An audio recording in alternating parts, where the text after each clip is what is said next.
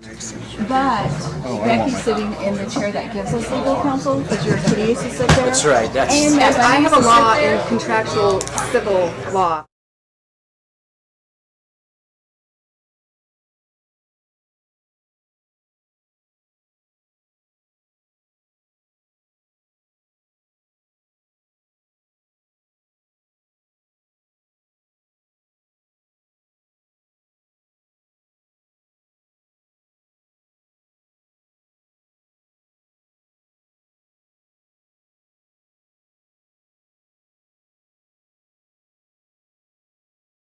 I wonder where she had her I always have to read the minutes background to in go, legal law. I don't read the paper I do anymore. that quite often.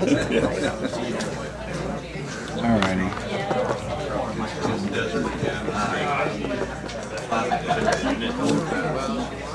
What?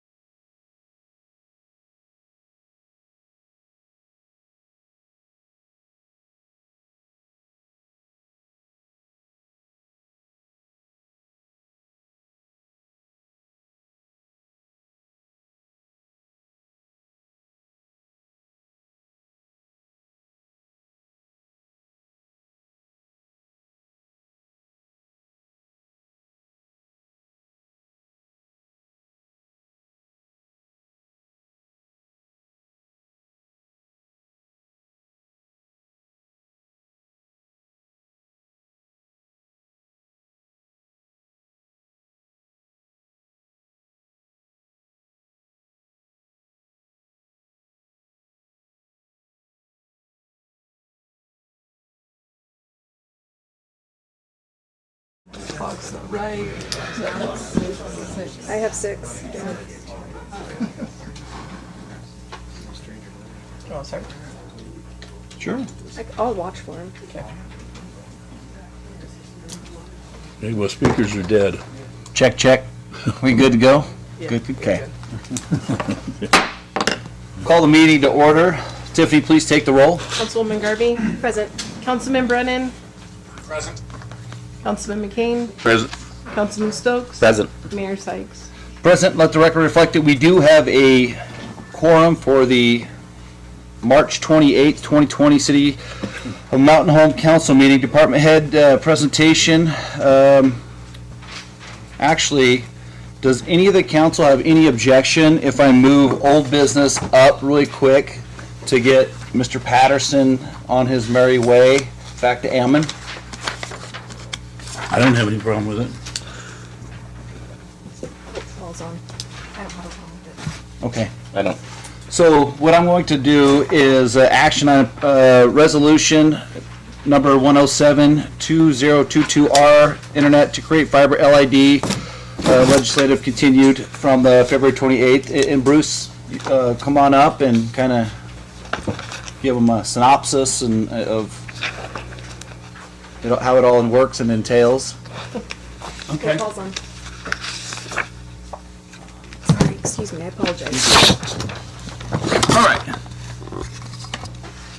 So, as Rich said, my name's Bruce Patterson. I worked for the City of Ammon for 17 years. June of this year, I left the City of Ammon to help consult with other cities to help them kind of follow similar path. Part of the rationale, on my part at least, is that there are a lot of cities trying to wrestle with the problem of affordability. Not even necessarily the fact that they have no access, but simply the fact that they have people in their community that can't afford what's there, and there is funding available for them to solve or address the problem, but that funding really is to go into capital. It's not for subsidies for the current providers. And so they're looking for ways to figure out how to do those investments in a way that solves the problem within their community. So that's part of the reason I went. So I'm no longer with the City of Ammon, but consulting with cities across the U.S. right now. Different states, different laws, different provisions. In Idaho, what Ammon chose to do was move forward with an LID process. You're probably already aware that it required Ammon to get a judicial confirmation. That judicial confirmation was required by the banks that actually issue the bonds because they have no tolerance for any risk. And so that was really the rationale. So that judicial confirmation, the judge did find that there is implied authority within the statute that as broadband becomes essential, just like sewer and water, if you frame it in the right model and as long as it is treated as a utility, it was his feeling that the statute does convey implied authority to do that. But you have to treat it as a utility. It's not like a cable company, because cable companies are commercial and they are for-profit businesses and the city is not. So you have to kind of put it in that framework. And if you do, then the rationale was an LID can be used to extend the infrastructure. So it's a construction project. It's a way to find people that want to connect to the city's asset and be able to pay their way. There is a provision within the statute that allows it to be either an opt-in or an opt-out. So those are two different things in effect, because one way, everybody's automatically in unless they say, no, let me out. The other way, nobody's in unless they say, I want it. So Ammon's judicial confirmation, and I believe you have a similar one, it's for an opt-in, meaning nobody gets it unless they say I want it. So it's a voluntary way for them to do it and pool their resources. As you can imagine, if you're a property owner, you're trying to solve your problem, you might think to yourself, I'm more than willing to write a check. Who do I write the check to, and how do I guarantee that if I spend my money on this, it's going to actually make a difference? So as we work through the process with our community, through the public hearing process and listening to them, we found that we had 50% that wanted it, and at that point it works, because it's kind of it's a challenge if you don't have at least 50% want it, because the cost per property to actually do the project is really, really high. Because you're going to pass 100 homes and 3 of them want to connect, that doesn't work, or even 30 of them, that's a significant cost for them because you've got to get through the neighborhood. So, but at 50% it starts to pencil out to where typically done correctly, it's going to cost you around $3,500 a home, and they do have to pay it. The way an LID works, that goes against their property at the end of the project. So the city is insulated from that. So in terms of the construction costs, that's how that would work. And there's really little wiggle room in the law, meaning that the project runs, the risk belongs to the property owners. The city does have a responsibility to run the project in a way that comes in the budgets that you've outlined when you do the public hearing, because when you do the public hearing, that's the public's chance to come in and say, you know, what are you going to do? Is my yard going to get put back? How do I sign up? What is it really going to cost me? And that's where the city has a responsibility to deal with the public fairly. There are some provisions in the law too that if you're in the project and you start to be 20% above the high figure that you gave, you do have an obligation in the law to stop the project and notify the public so that they're aware there's an issue with the budget and where you're at. The scale of what you're doing, I think that's a pretty minimal risk, because you're looking at work that should be able to be done in a year, and I wouldn't expect to see tremendous volatility. So, and I think the range is pretty broad. You probably saw that if you looked at it. So I think that you're going to come in that range. So I think I'm just here to answer any other questions you might have. I'm not an attorney. I don't even play one on TV.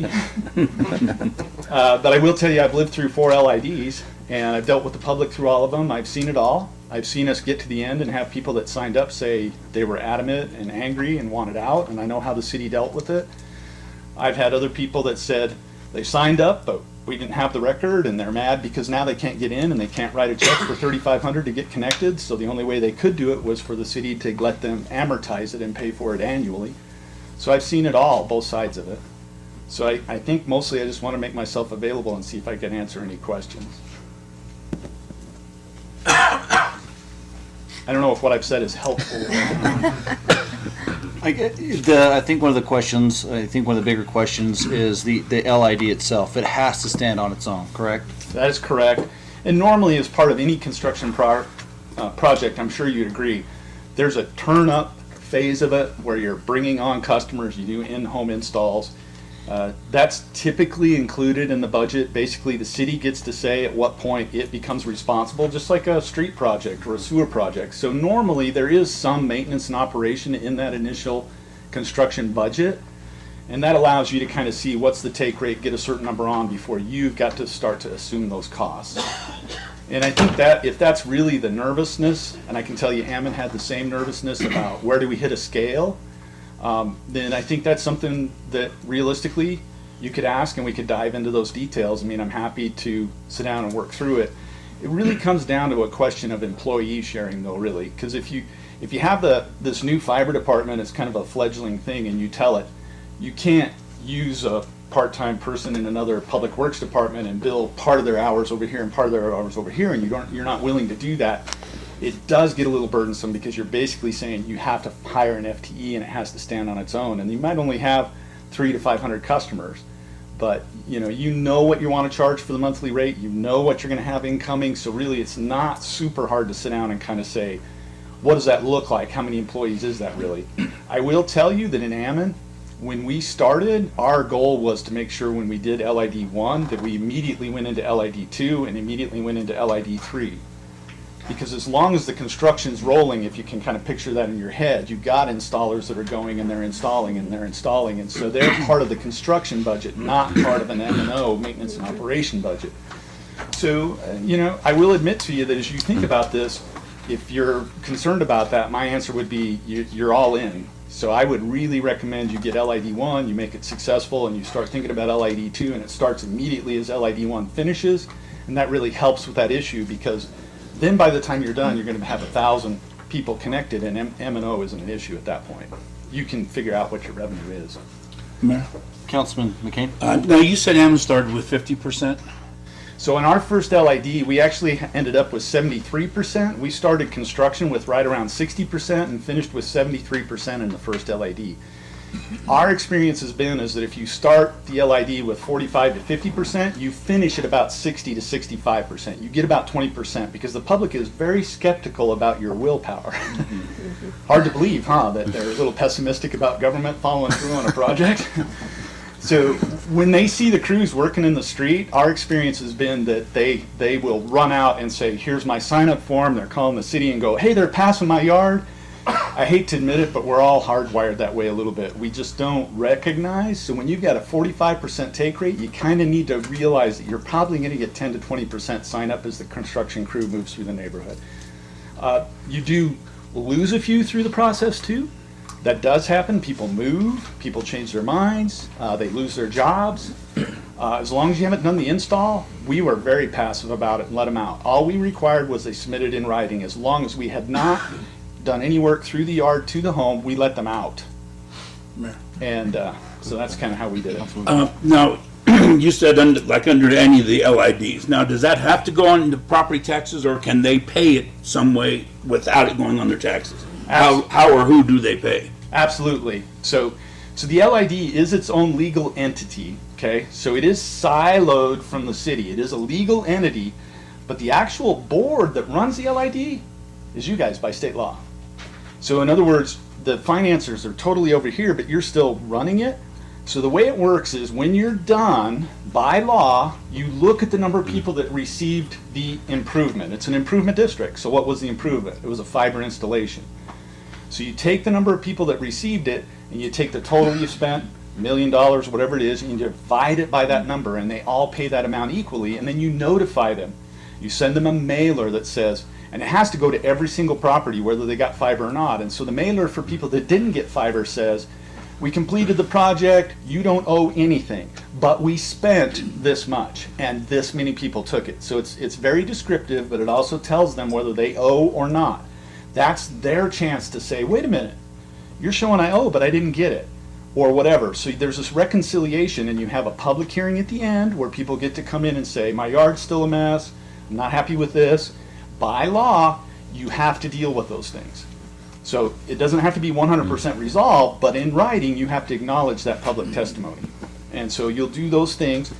Then you basically go out again after that public hearing's done, after you've made those corrections, because you might let somebody out, you might have recognized you missed somebody, you get it all squared away, you mail out another notice that says, hey, we went through the public hearing process, we now know this is the amount, and we are confident that this is what everybody owes.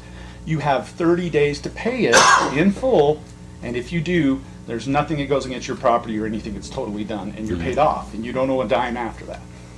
I think the biggest question, the one I heard that scared him is obviously, let's say we hire all these people, right? Then we have to go into the next LID, because if we don't, then you got to lay them off. Right. Then you got to hire them back on. So it's better to just keep that flow going. Eventually, you'll have 4 or 5 people that will be city employees, but like most of your crews in Ammon were city employees, but they were paid from the LID, right? Yeah, they're construction budgets. They're not paid out of any maintenance and operation budget, so they get paid out of it basically accrues against the loan the construction budget's doing. And yes, there were winters where it was long enough we laid people off. They got paid unemployment for 2 months or whatever, and most of them do, as long as they know that you're going to start back into construction. They're okay because it's cold and they're fine getting unemployment for a few weeks and then they'll come back. And then the nice thing about it is you've got institutionalized knowledge. That's the thing I really loved about it, is you could see the cream rise to the top. You got the employees that were invested in it, and they stayed on as full-time employees, and they've kind of moved up and taken on more responsibility. So a lot of people that started just as construction are now actually doing plant management and doing other things in Ammon. So it is, I'd be lying to you. You could ask the mayor that was on, it was Dana Kirkham when I was there. I was talking to her the other day, and she said, any good elected official has some butterflies.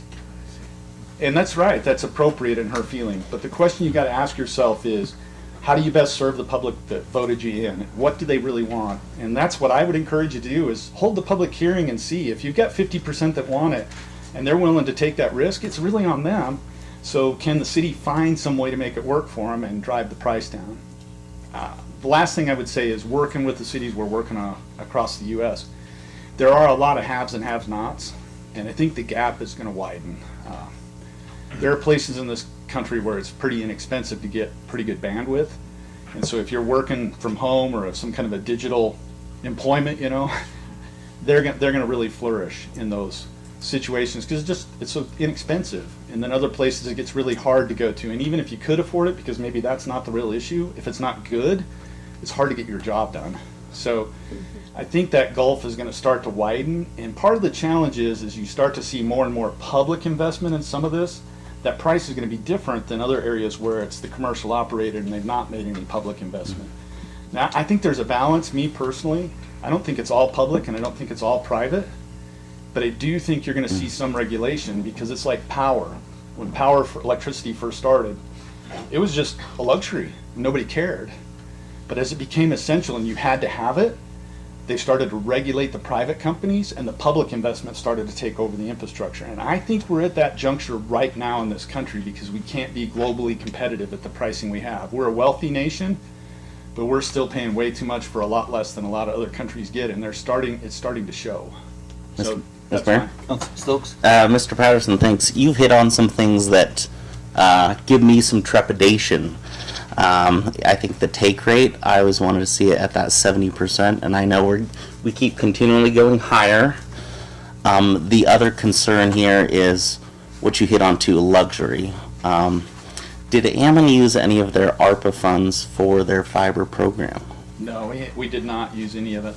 And I think this council, considering we have some wells we want to drill, might want to throw some of that money towards another project rather than fiber, though I'm for at least having a public hearing about it. Mr. Mayor, I was curious too, there was a clause in here, and I think it was on that second page, and it talks about a range of 3,000 to 3,500. Do we need to expand that for notice to the public?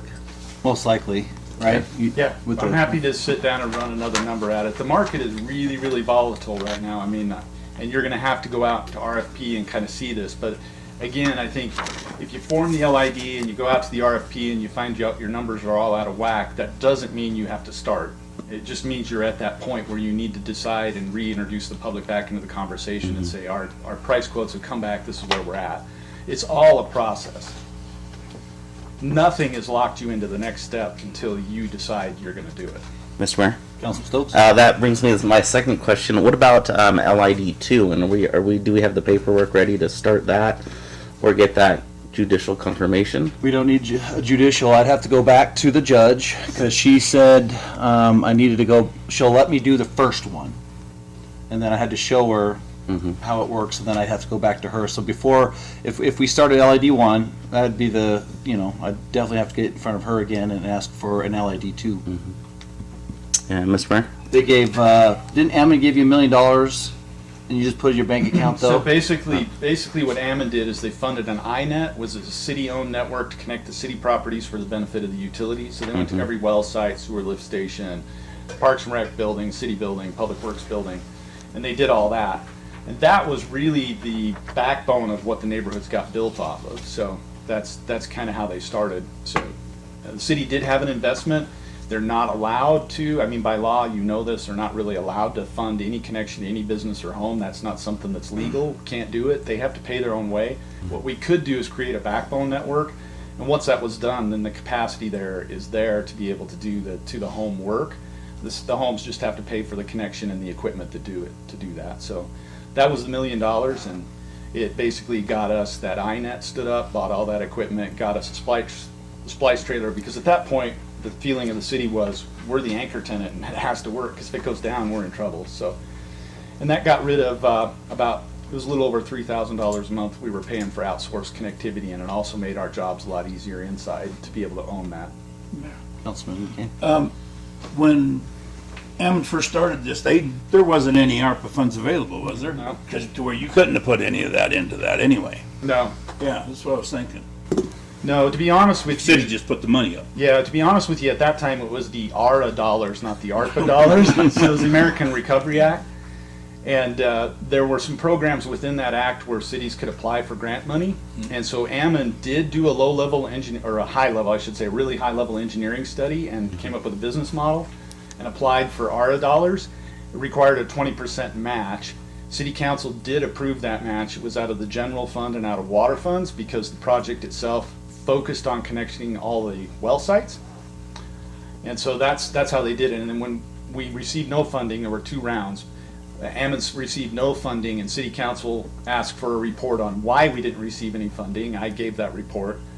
And they just simply asked, they said, well, we feel like we've set this money aside, and the water department was really looking for this improvement. Is there a way that you could take that money and make that work, and then make it work to the homes and figure out how to get that funded? And that's really how Ammon spun out of that, is we took that money, connected the well sites, connected the city buildings.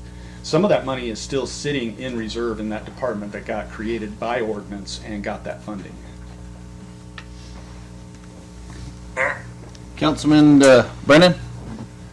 Thank you. Mr. Patterson, a couple questions. These might be like follow-up questions to some of the other councilman comments. Is pardon my terminology, but the cost sharing essentially of going forward once you hit that 50% number of buy-in or take rate. You said you add typically 15 to 20% before the project's all done. So how do you truly advertise to the community an accurate rate? Are you starting at this is the highest amount that you're going to pay, and we hope it gets lower? Yeah, that's part of the reason you see the range there. And as I said, I think also you're going to have to go to RFP or decide if you're using your own internal construction people, and I think you're going to want your materials quote back. And at that point, you decide, we're going to order materials, we're going to start. But you have to get to that point by creating the LID and doing all that to get to that spot. I mean, the LID needs to be created for you to be able to issue an RFP unless the city wants to issue it themselves, which I don't think is the case. So if you follow what I'm saying, it's all just kind of a step at a time. It can unravel on you, or you're going to go back and say, okay, folks, we got it all back based on the numbers we've got. It's going to be $3,800 or whatever you think it's going to be. What do you want to do? And it gives you your chance to take your poll and your opinion and decide if you're going to move forward. So in follow-up, I had a chance to talk to the members of our fiber department, in which it sounds like right off the bat with an approval of LID number 1, we would have to hire 5 additional employees, whether they're full-time permanent or full-time seasonal, and that doesn't include the replacing of Fiber Mike, who recently resigned. So that's a lot of dollars to be spent on brand new employees for And I guess as I understand it, you just keep rolling the cost of that employee into the next LID. So at some point, when all the LIDs are done, if it gets approved and started, we just lay them off because they're no longer part of the construction team? The answer to that, as uncomfortable as it might be, the answer is yes. I mean, it's a construction project, so I mean, the way I would kind of rephrase that is, I don't know how else you get somebody to do this in advance of you doing it. You can wait for the incumbents to do it. They may eventually do it, but they're going to do exactly the same thing as what you're doing. They're going to hire temporary construction people, hit the town, they're going to move on. So somebody will do it. I think we all know they will do it. The question is when and who will own it. So are they employees or are they contractors? What's the best answer there? They're going to, well, unless you put out an RFP and you get a contractor to do it, because then you're going to want to push off the liability, you're going to want a bond, you're going to want a public works license. They are employees. I mean, in order to protect your liability, they're going to be employees. Okay. Mr. Patterson? Mayor, this question's for you. Trying to find out, we discussed this in the past, whether we're going to do it ourselves or contract it out. Has the executive team made a decision on that? What do you think, Bruce? Didn't we have that discussion? RFP in it would probably be the best way for cost, speed, connectivity. I mean, I think in transparency to the public, if it were me, I would RFP it, and then I would internally run the number of how many full-time employees, how much work do you expect them to do, so you compare the cost. That's, if you follow what I'm saying, I think transparency with the public would dictate, go to RFP, and then run internally with your fiber department, run the numbers, and come back and say, it looks like this is the numbers, and then make that decision so you can show that. So in Ammon, we went to RFP and had a contractor give us a bid. One of the replying contractors tripled his price. So he was doing work for us. He was connecting businesses, and he was connecting cell towers for the city of Ammon. His price per foot, he tripled. So imagine what we thought when we got that. The project was done. So what? We had no intention of hiring inside city employees, no intention. City council, we did the bid opening, we presented it to city council, and they basically looked at me and they said, Bruce, the project's done, it's dead, unless you can figure this out. So I talked to the contractor, he said, you need to understand, I'm fully staffed and I'm busy all summer, you're giving me work, but I don't need, I mean, I've got to hire a whole nother crew or two just to do this. And then he said exactly what you just pointed out, which is when the project's done in a year, what am I supposed to do with that equipment and those employees? So what we did internally is I sat down with the Public Works Department and my city council liaison, and we ran the numbers, and turns out we could do it internally and hire our own people and buy the equipment. And so that's what we did. And we just did it because that was what we found out of the RFP, which is why I think it would be really beneficial for you to do that yourself and make that decision yourself so that you could tell the public, we're doing it in-house because it's saving you this much. And to just make that decision without doing that analysis, I wouldn't recommend that. So, in follow-up, what about the RFP for our equipment? We've already bought the equipment. I don't know how much more is on the docket, so to speak, to purchase, but we have all the equipment. Should we just add the employees and it makes more sense versus, I don't know that we're going to let contractors use all of our equipment. Right. I don't know the answer to that. Right. Well, and I think that is a benefit you have because you do have equipment. And, you know, so I do think that's a benefit. So in answer to your question, basically what you're saying, yeah, I wouldn't recharge for it. What I would do is I'd figure the hours and I'd say, listen, this many hours on this piece of equipment because we're going to have to replace it eventually is worth this much. But it's still, you know, you've already made the investment. So it kind of comes down to how much you think you need to get out of it and how much longer it's going to last by the hour. But you're certainly going to want fuel and maintenance on them. So we can help with that. I mean, we know what those numbers look like. Copy. Mayor? Councilman Brennan? In response to Councilman Stokes' comments, on the number that we're looking at right now, I think he said between 3,000 and 3,500 roughly. The letter that Fiber Mike wrote to us said that if the city does not spend any ARPA money in this project, which ultimately I think everyone knows I'm adamantly against, the cost is closer to $4,500 rather than $3,500. Is that still true and accurate for what Fiber Mike wrote to us? I don't know. Page 2. That's in paragraph 8 of his letter, if you're looking that up, I'm not sure.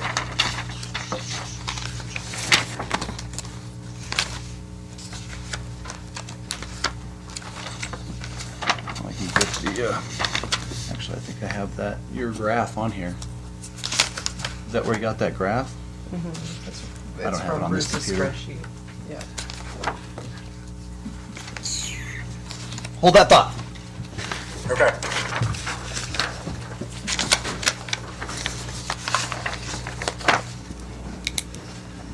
Did you see Mike's letter? I did. I kind of looked through it. I didn't really read it in huge detail, but I did go through it. Mr. Patterson, can I ask a question while we're looking up stuff? Is that okay too? Councilman Stokes? Mr. Patterson, I was curious, if you were the fiber department or the city, how would you best obtain more opt-ins to lower the cost per household? Fiber Mike did a great job. He put out Facebook posts, signs, I think we have websites. So I think you're here because you're trusting me to just be straight up with you, and Yeah. I'm pretty straight up. So I think Mountain Home, I think a couple of things. Just started down this path a while back, and there was some enthusiasm raised around it, and not a lot happened. And I think that's a little bit of inertia that you've got to overcome now, meaning can you demonstrate some willpower? Because I think the public is pessimistic automatically. But if you can deliver on LID1 and come in on price, I think that it starts to cure any take rate problem you have. I'm just leveling with it here. Okay. I think in Ammon that was really, really critical to us. Was LID1 had to be a slam dunk. We had to hit the number. LID1, things were a little cheaper. Labor was a little cheaper. The take rate was higher, but we came in at $2,900 a home. Costs have gone up. Your take rate, as he's describing it here, he's right, it's 45%. But you can kind of run the numbers and see that at 55% it drops dramatically. At 60% it starts to drop. Because if you look at it, it's really just a curve like this, right? So until you hit that 45-degree point, you're gaining a lot. It's like this, so your prices are changing. And so, anyway, so I would say to drive it more, I think what would help is to try and engage your school district and some of the other partners, because Ammon did generate revenue off of a lot of those things too for maintenance and operation. It made a big difference. And the school district sees Ammon as a very big partner because we saved them 60% first year on their connectivity to their schools. So I think there's some things that could be done strategically to help bring some revenue in to soften the M&O. And I think on the public side, So with the 60, oops, what the heck happened here? This is Bruce's spreadsheet. It's the magical one. that I know. can't We figure want to know how to do it. This is awesome. All right, it's 60. You're at $3,600. yeah, $3,600 at 60%. So getting that additional 15%. So there is some risk there. I'm not going to lie to you because you don't have them signed up. I'm just trying to tell you that my experience would indicate that if you can get the project started, you will get there. That's the risk. And I don't have a really easy answer for you unless you just communicate that straight back to your public and say, listen, you're at 45%. Do you want us to start? Because your risk is that we could finish at $4,500 a home. Now, we think we'll get another 15%, or do you want to go get the 15% before we start? But see, the public hearing starts to become really key to that. One thing I will tell you is I did not knock doors. I have never knocked a door. I found people in the neighborhood that wanted it in their neighborhood, and they knocked the doors. So it was pretty much a grassroots, homegrown. But those people that stick their neck out and go knock those doors, if they hit the number you give them, they're going to expect you to start. And if you don't, you're going to burn that bridge. So that's my only comment is, and that's where I'm saying that I'm not sure what the dynamic is with the timelines that have gone on. But my advice would be with political willpower and some support, and then just find the right people to go knock the doors. And I think you can get the take rate. I mean, everywhere we go, it's not like you're completely unserved. That's not the case. I think there's just dissatisfaction with the reliability and some of the costs. And then I think you have new areas, new developments that have nothing, and I don't know what you're going to do with those unless you try and find some way for the city to serve them. Mr. Mayor? Hang on a second. Councilman Brennan? Yes. So it looks like at a 50% take rate, we're at 4,000. The 60%, what I say was 36. Yeah. So the range probably needs to be like 32 to 4,000 on that draft. Okay. And Yeah, then- the number I'm looking at, it simply says at the 45% that we're at right now, if we were to start without ARPA, we're at $4,500. And then offsetting that with a subsidy from ARPA brings it down to $3,352. So just wanted to check those numbers. So he has 721 homes. I have 672. So obviously him and I's homes are different. So what I'll do is I'll go back and see our map, and see how many homes we have in there. I can get us to 100% right now. I'll just shrink the map. All joking aside, no, but I'll send this calculator to you guys, all the councilmen. They could council members. They can all play with it. But then I will go back and check the home number of homes, because I've got 672 and 672, and he's got 721. Mr. Mayor? Councilman Stokes? Bruce, I talked to Fiber Mike too about when we hook them up, how long does it take to get them fiber, like get them the service or utility. He said it basically day or two, it's pretty quick. Did you guys ever do any open houses with some of those public homes and invite people in, say test it out, check it out, see what's going on? So one of the things that we did early on is we did connect 10 homes at the city's cost. So the city paid to connect 10 homes, and we actually had a contract that those homes signed that basically said, this is an effort on the part of the city to do a proof of concept and understand the cost. There's no guarantee that the fiber will be viable, that you get service, and we're not recommending you use it as your only service. So if you need a service, you need to maintain that service, because we're not going to charge you a dime. And the contract went on to say that if the city does go forward, they would have to participate in the LID and pay the same cost as everybody else in order for the city to recover that cost. Those pilot homes were a big deal, because we did have people that went to those pilot homes and looked at what it looked like, and they did some things. And those pilot people showed up at town home meetings, and they stood up and they said, this has been our experience. It's more reliable than the incumbent, and it's the city doing it. But when we call the city to answer, and it's a live person, and somebody shows up that day, and so those are the experiences that it helped us quite a bit in terms of driving the take rate, was being able to do that. Mr. Mayor? Councilman Stokes? Did we have any sort of contract with the pilot homes that we have signed up in Mountain Home? Do we have the same type of agreement that Ammon has? Yep. I would love to see the city do that. Mayor? How many? We have 5. Councilman Brennan? Sorry, for Mr. Patterson, as far as the first LID in Ammon or maybe some of the other cities, is the geographical boundary like really close knit, like a true neighborhood or a couple of touching neighborhoods? I'm curious if it affects the cost, because the neighborhoods that have been selected for Mountain Home range from the very far north to the very far south of our town, with huge areas in between. Right. So I'm curious how that'll affect the cost as well. LID 1 for us, that was 73% take rate, finished under $3,000 a home, was 3 non-contiguous neighborhoods. They were chosen solely on the fact that they were the highest take rate. Just like ours.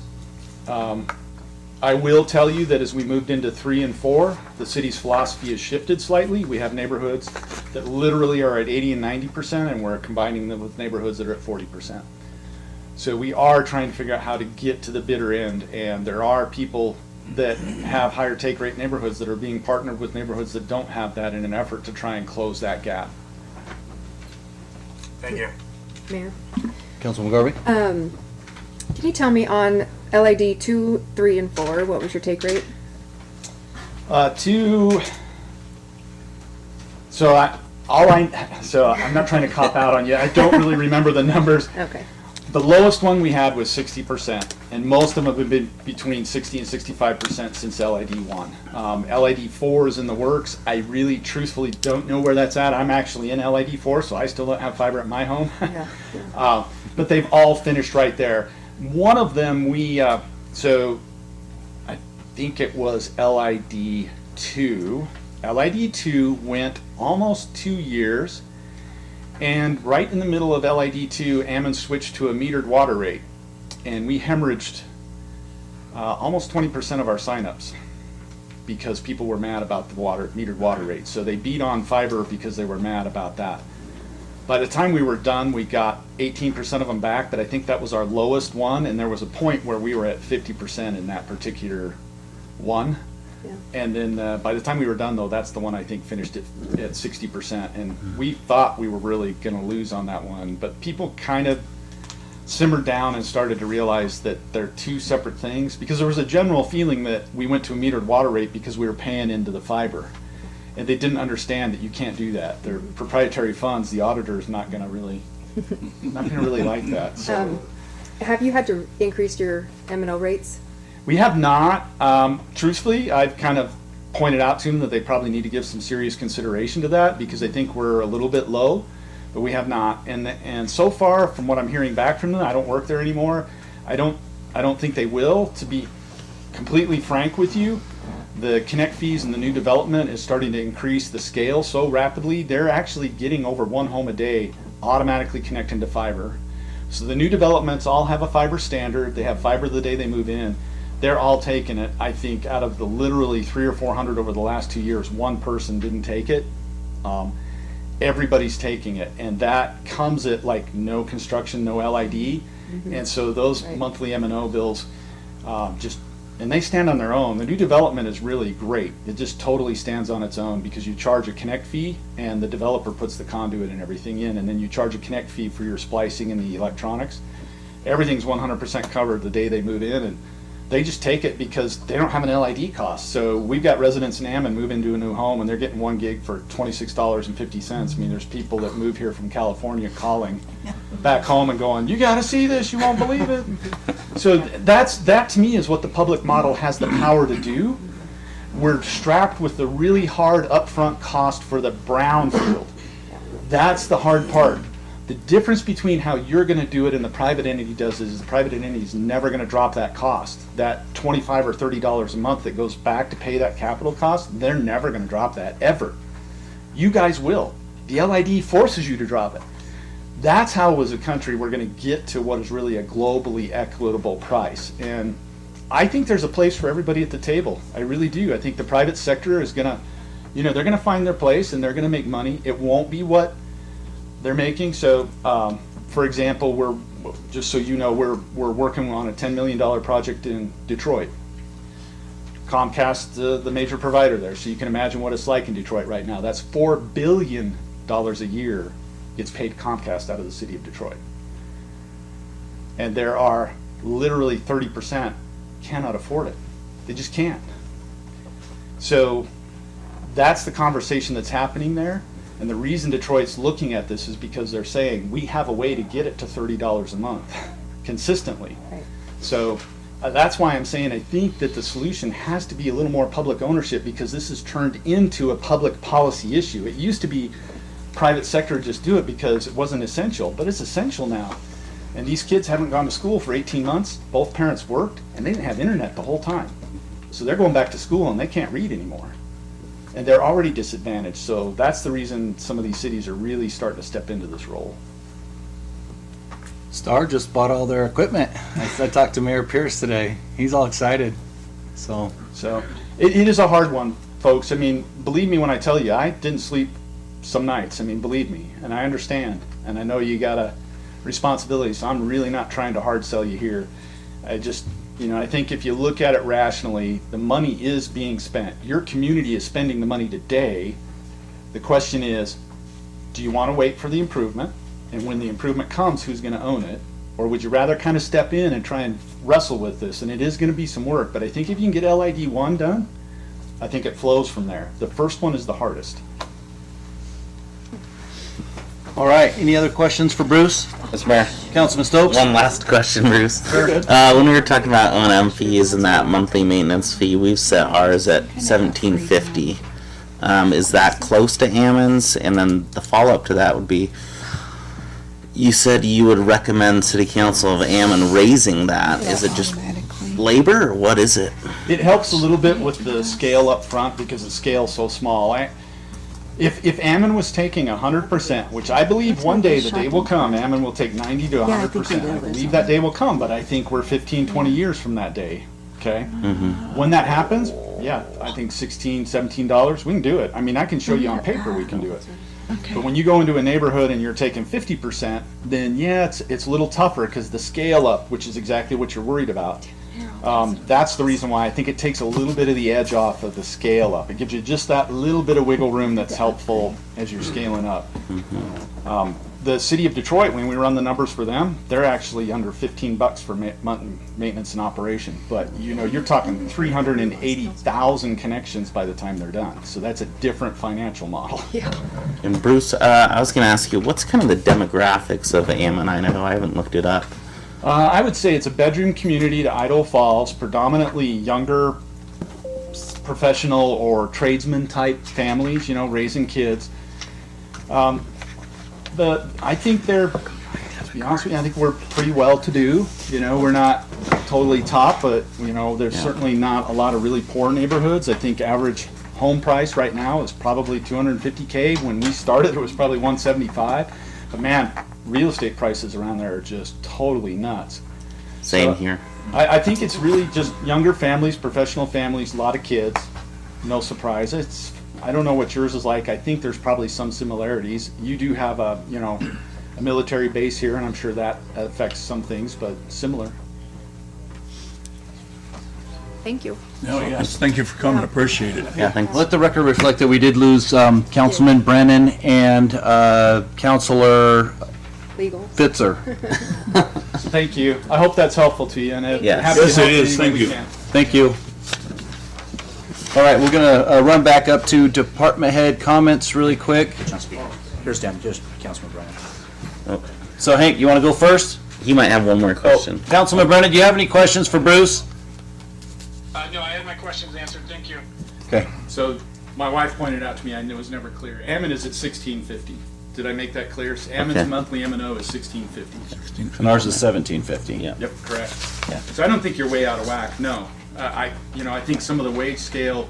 I don't know this, but I think wage scale on Ammon, it's because you have the site there and things. It's probably a little tiny bit higher than it is here. But that's just a gut read on the situation because I don't think it costs quite as much to live here as it does in Ammon right now. Mr. Mayor, Councilman Stoke? are we going to come back to this one after we do the department heads? Yeah. Okay. Well, I was gonna just wait. I just wanted to make sure that he could get all the questions asked before he's got to go clear back to Ammon. Yep. Thanks, Bruce. Yeah, thank you. Yes, Okay. thank you for coming. Yeah, you're very welcome. Drive safe. Thank you. All right, department heads. Hank, what do you got for us? We received 46 applications for new single families. All of last year we ordered 73, so we're taking that pretty strong. But beyond that, just Chris is doing a lot of classes and things like that, trying to get all certified and everything, and about it. Okay. Hank, is that above and beyond the 30 that you got before, or is that a total combination of those two? 13 more in Oh, okay. last week, so Great, that's a thank you. 46. Cool. Chief Moore? Mayor and council, just real quick, brief on our officer meeting or training that we had on the S200 class. That was a good class, very informative. A lot of good came out of there. Currently, we're working on crunching numbers for our expense sheets and our budgets, using those things in line ready for budget season. We'll be fire-wise, we're going to be working in the wildland firefighting training portion now. Okay. David? Working on some locating stuff for Keller so they can get their stuff done for well 17. Figuring out where their lines are going to go, and then the same thing with College Park, getting all that stuff situated, straightened out. De-winterizing the wells, getting them ready for the summer, and getting that ready to go. Okay. Gene? Same, we're starting our asphalt patching season, so trucks went out and did a little bit of patching today. They'll be doing it all week. We got the RV dump station paved today, the PSI, and some of the stuff around the maintenance building. So they'll be back doing some more out front of the building and some more paving on West 3rd. So other than that, just normal. I'll hang up the phone, is that okay? Yep. He's coming back. All right, sorry. We're back. All right, Kyle? Well, we've been good. We've just been working on getting some houses hooked up. We got all of our main line down, railing, and spliced in today, and we're going to work on hooking up 2 houses tomorrow and drill over by American Legion Wednesday, and just getting some stuff going. Okay. Let's see here. I know I got another. Shirley. Mayor and Council, irrigation season starts next week, so we are busy getting ready for that. Doris? It's Mayor and Council. So I'll give you a little parks update. The parks are slammed. There's people out and about all over. Well, there are so yeah, lots of citizens out there. Okay, what Shirley is talking about is I met a 13-foot reticulated python at Legacy Park last Friday when I was out there. Yeah. It's not about walking the dog, it's walking the snake now. It's a little interesting. So it was on a leash. It was not on a leash. Anyway, little dogs to do out there. Oh my God.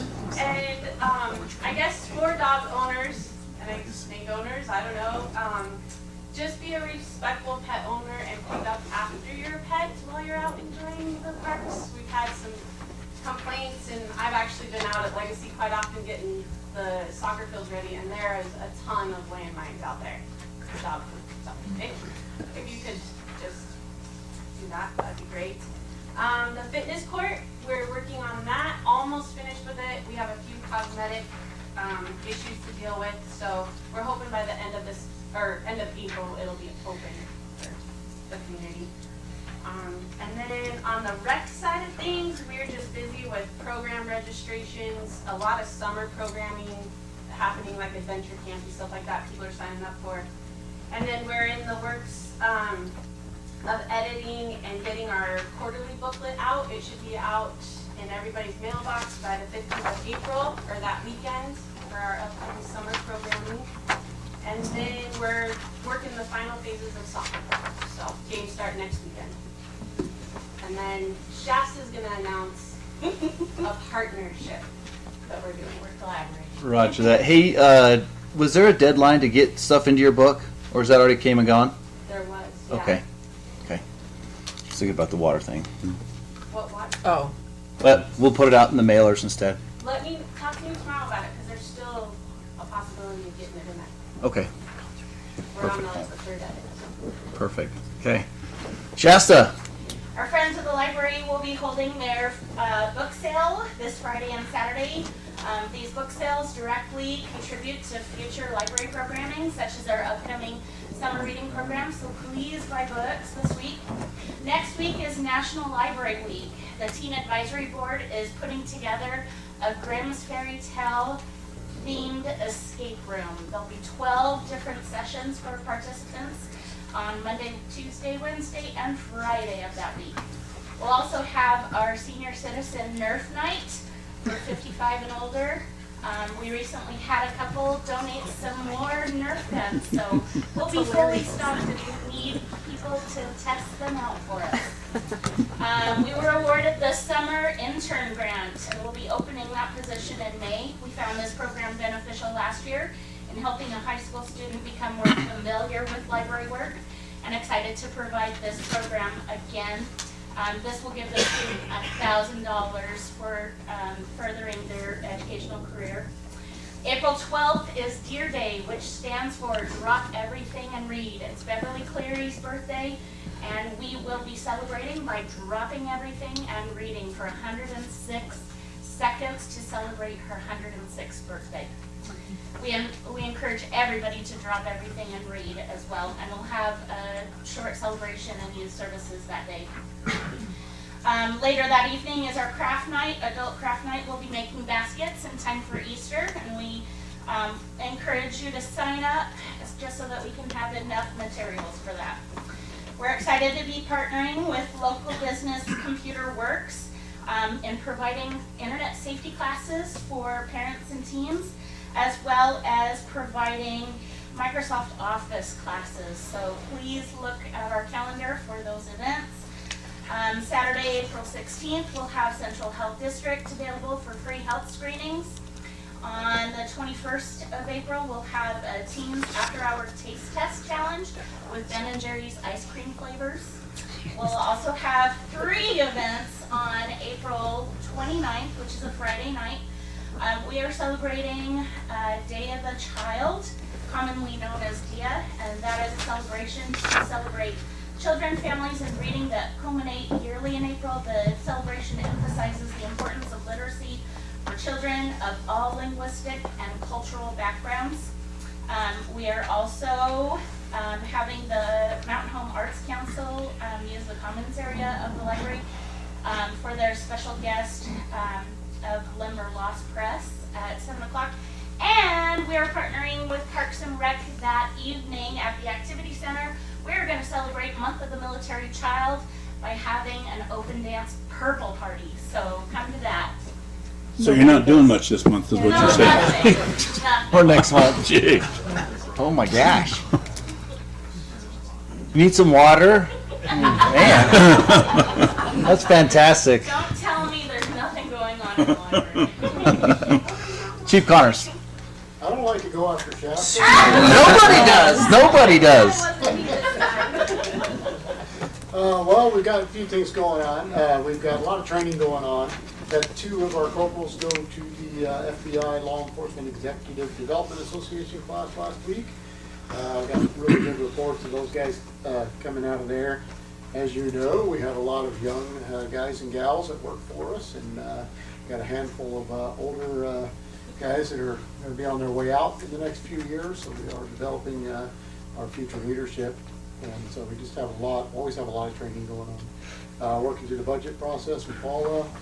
Still working on our hiring process. We did interview 3 last week, and so we're going to look at that a little closer and look at that body-worn camera grant you sent earlier today, and see if we can It's worth a shot. get some more, alleviate some of the cost of the city for next budget.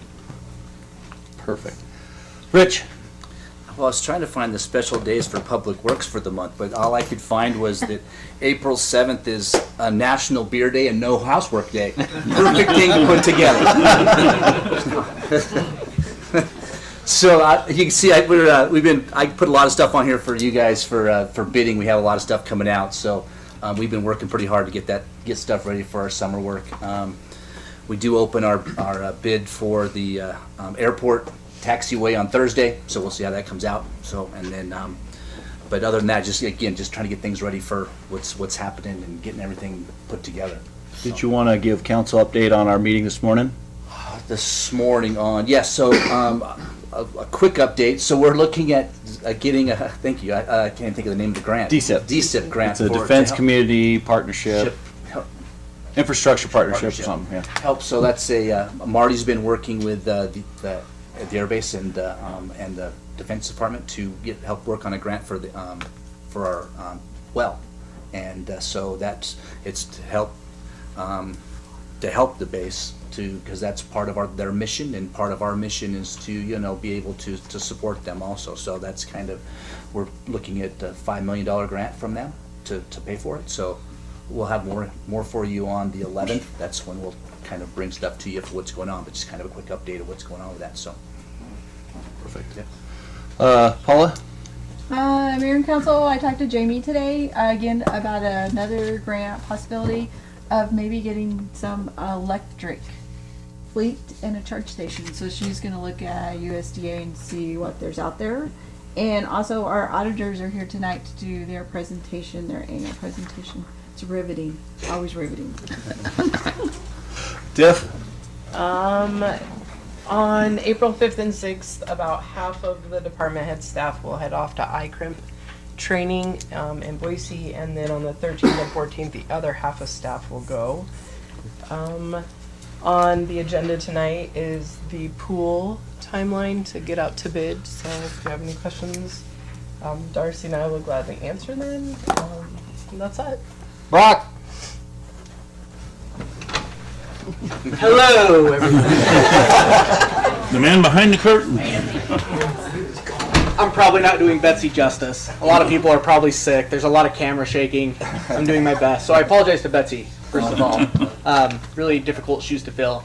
As far as community development, I'll start with kind of the bad news first, and then we'll work our way up. So Love's is no longer considering Mountain Home. There were certain improvements that were just too much in order for them to look at that specific site.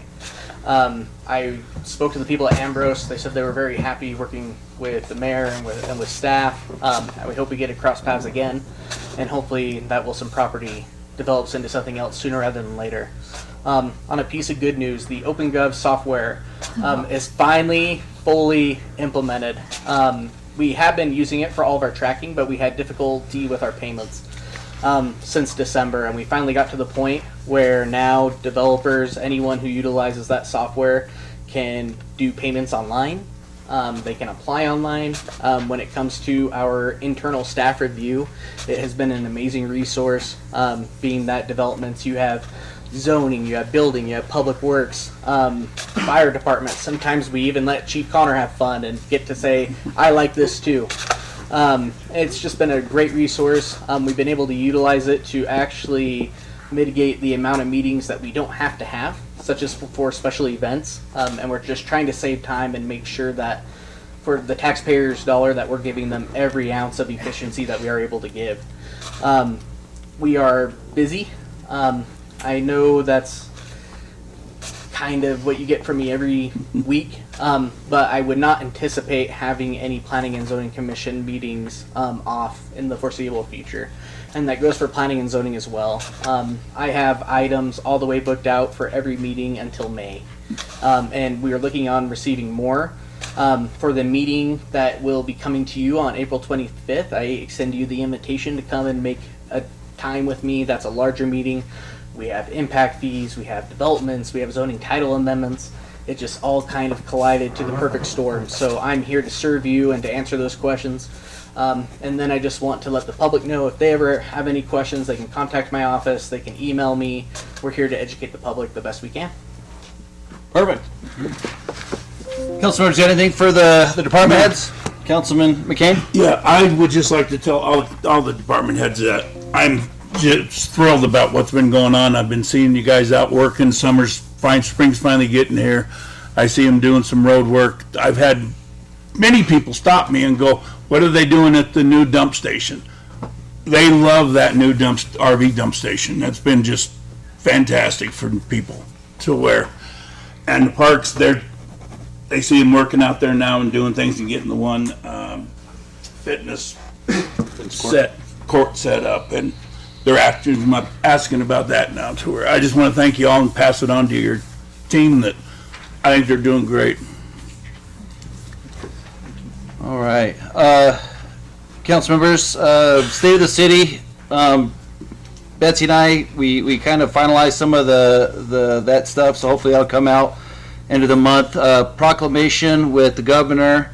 He'll be actually in Coeur d'Alene, so I think Representative Bundy might read that out at the Air Force Base, and it's for the month of the military child. So we'll do those on April 4th, 9 to 11. I'll be out at Stevenson's for that. More than welcome to show up. Other than that, I have nothing really else other than we'll go into Miss Safransky's presentation, or not her presentation, but Harrison and Company. Come on down, gentlemen.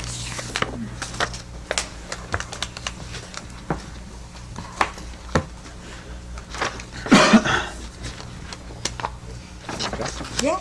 All right. So thank you for letting me come and present the audit. You guys have a few documents in front of you that I will go through. Two of them, one is just the financial statements for the city, the bound copy.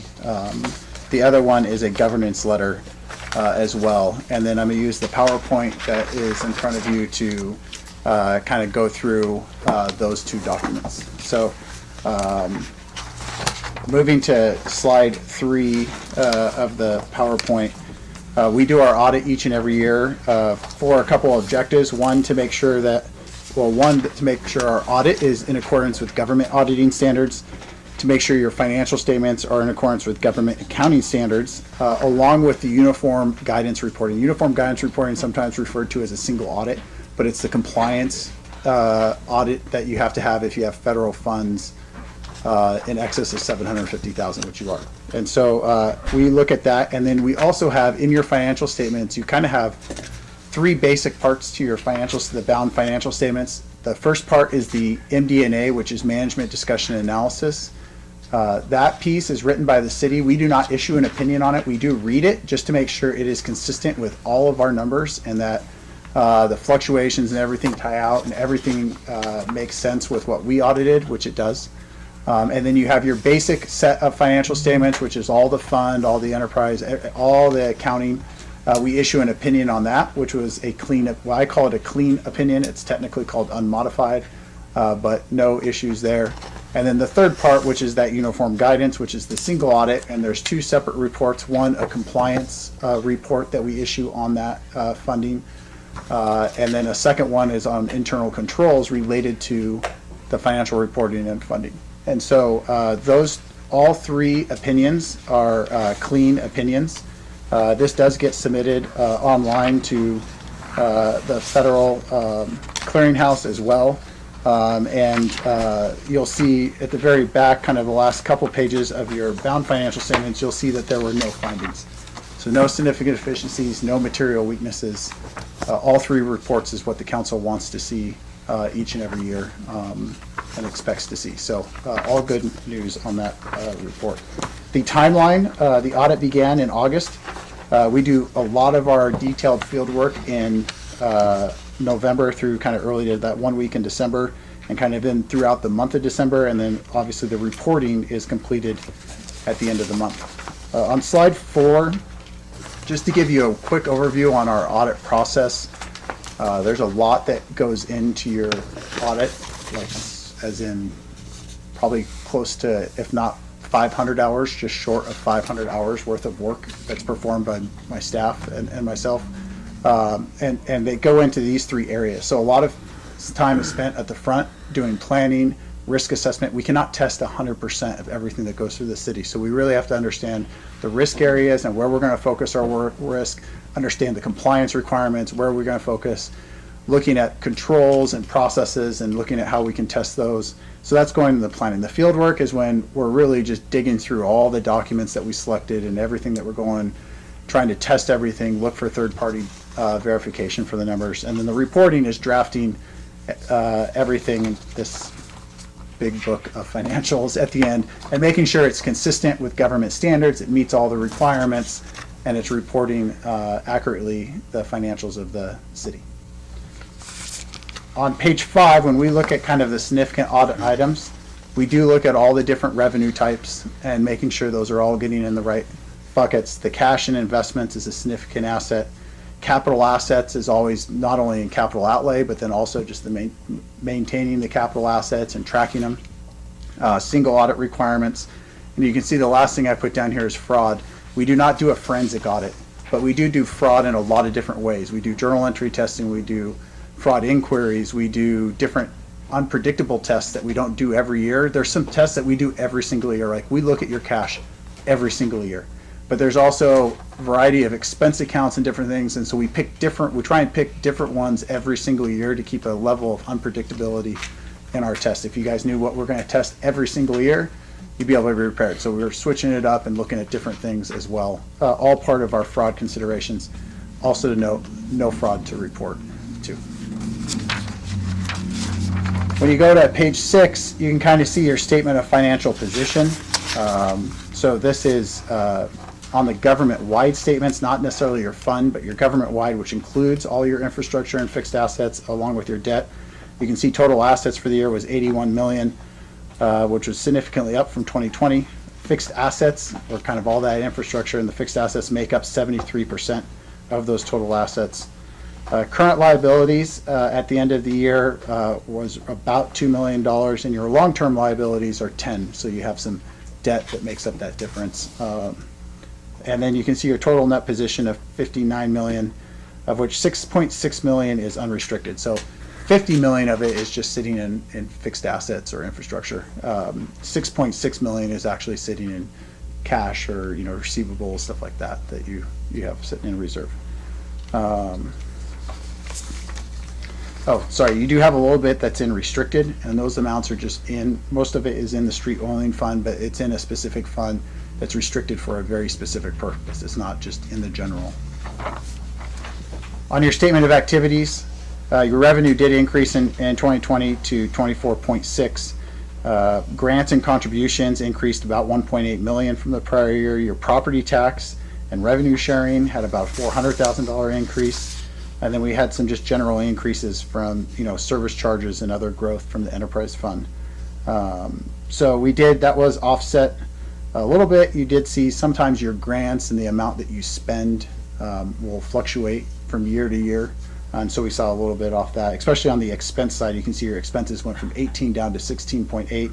If I remember correctly, in 2020, you had some airport projects that went on that had increased your capital outlay in 2020. So other than that, kind of your general expenses stayed very consistent. Overall, though, your change in net position was 7.7 million. On your fund statements, and the fund statements are what closely match up to your budget. So government-wide adds in long-term debt and accrued vacation and stuff like that. Fund statements are really what your budget's made out of. So it's really just looking at your current assets and current liabilities, what's available for the next year. Those were 16.3 in revenue and 13.8 in expenses. And so a total increase of about 2.5 million in your general or in your fund balances. And that's in all the funds combined. So over the next couple slides, you can see some of just the differences in funds. We watched these just to look at the percentages. You can see that grant revenue increasing in the current year compared to 2020. Obviously, you have some ARPA and some COVID-19 money that came in that increased that grant money overall compared to as a percentage. If you look on page 9, you can see kind of your major governmental or your fund expenditures. So you can see the different entities and kind of the percentage of what you're spending, for the most part, staying pretty consistent from year to year. So going on to page 10, we look at kind of capital assets, and then we put capital leases and notes payable together because that's kind of your capital. They're kind of associated with each other, debt and your capital assets. You can see that amount of capital assets continue to increase, but then you can also see in 2021 the ability to pay down your debt, and so your debt actually decreased during 21. And then on page 11, you can see that capital outlay and your principal and long-term principal and interest payments on long-term debt. So as your payments are going, you increase some of your payments while your debt's coming down. So you can see that number increase in 2021. So the government-wide working capital, can't remember who the original mayor was that asked for this slide. But they always, I forget who it was, he asks the same question every single time. Was it Mayor Rist? It'd have to be Mayor Yeah, okay. So, but it's a good number, so we added it to the slides years ago and we just track it. Because it's working capital is your current assets minus your current liabilities. So it's, and it excludes long-term debt payments. So not stuff that you're gonna pay off 10 years from now or 2 years or 3 years, but just the current obligations for next year and the current assets you have to cover that this year. And so you can see at 18.3 million, the constant increase being good, all of you being good stewards of the city's money. The last page here is that governance letter. We talk about kind of the significant areas.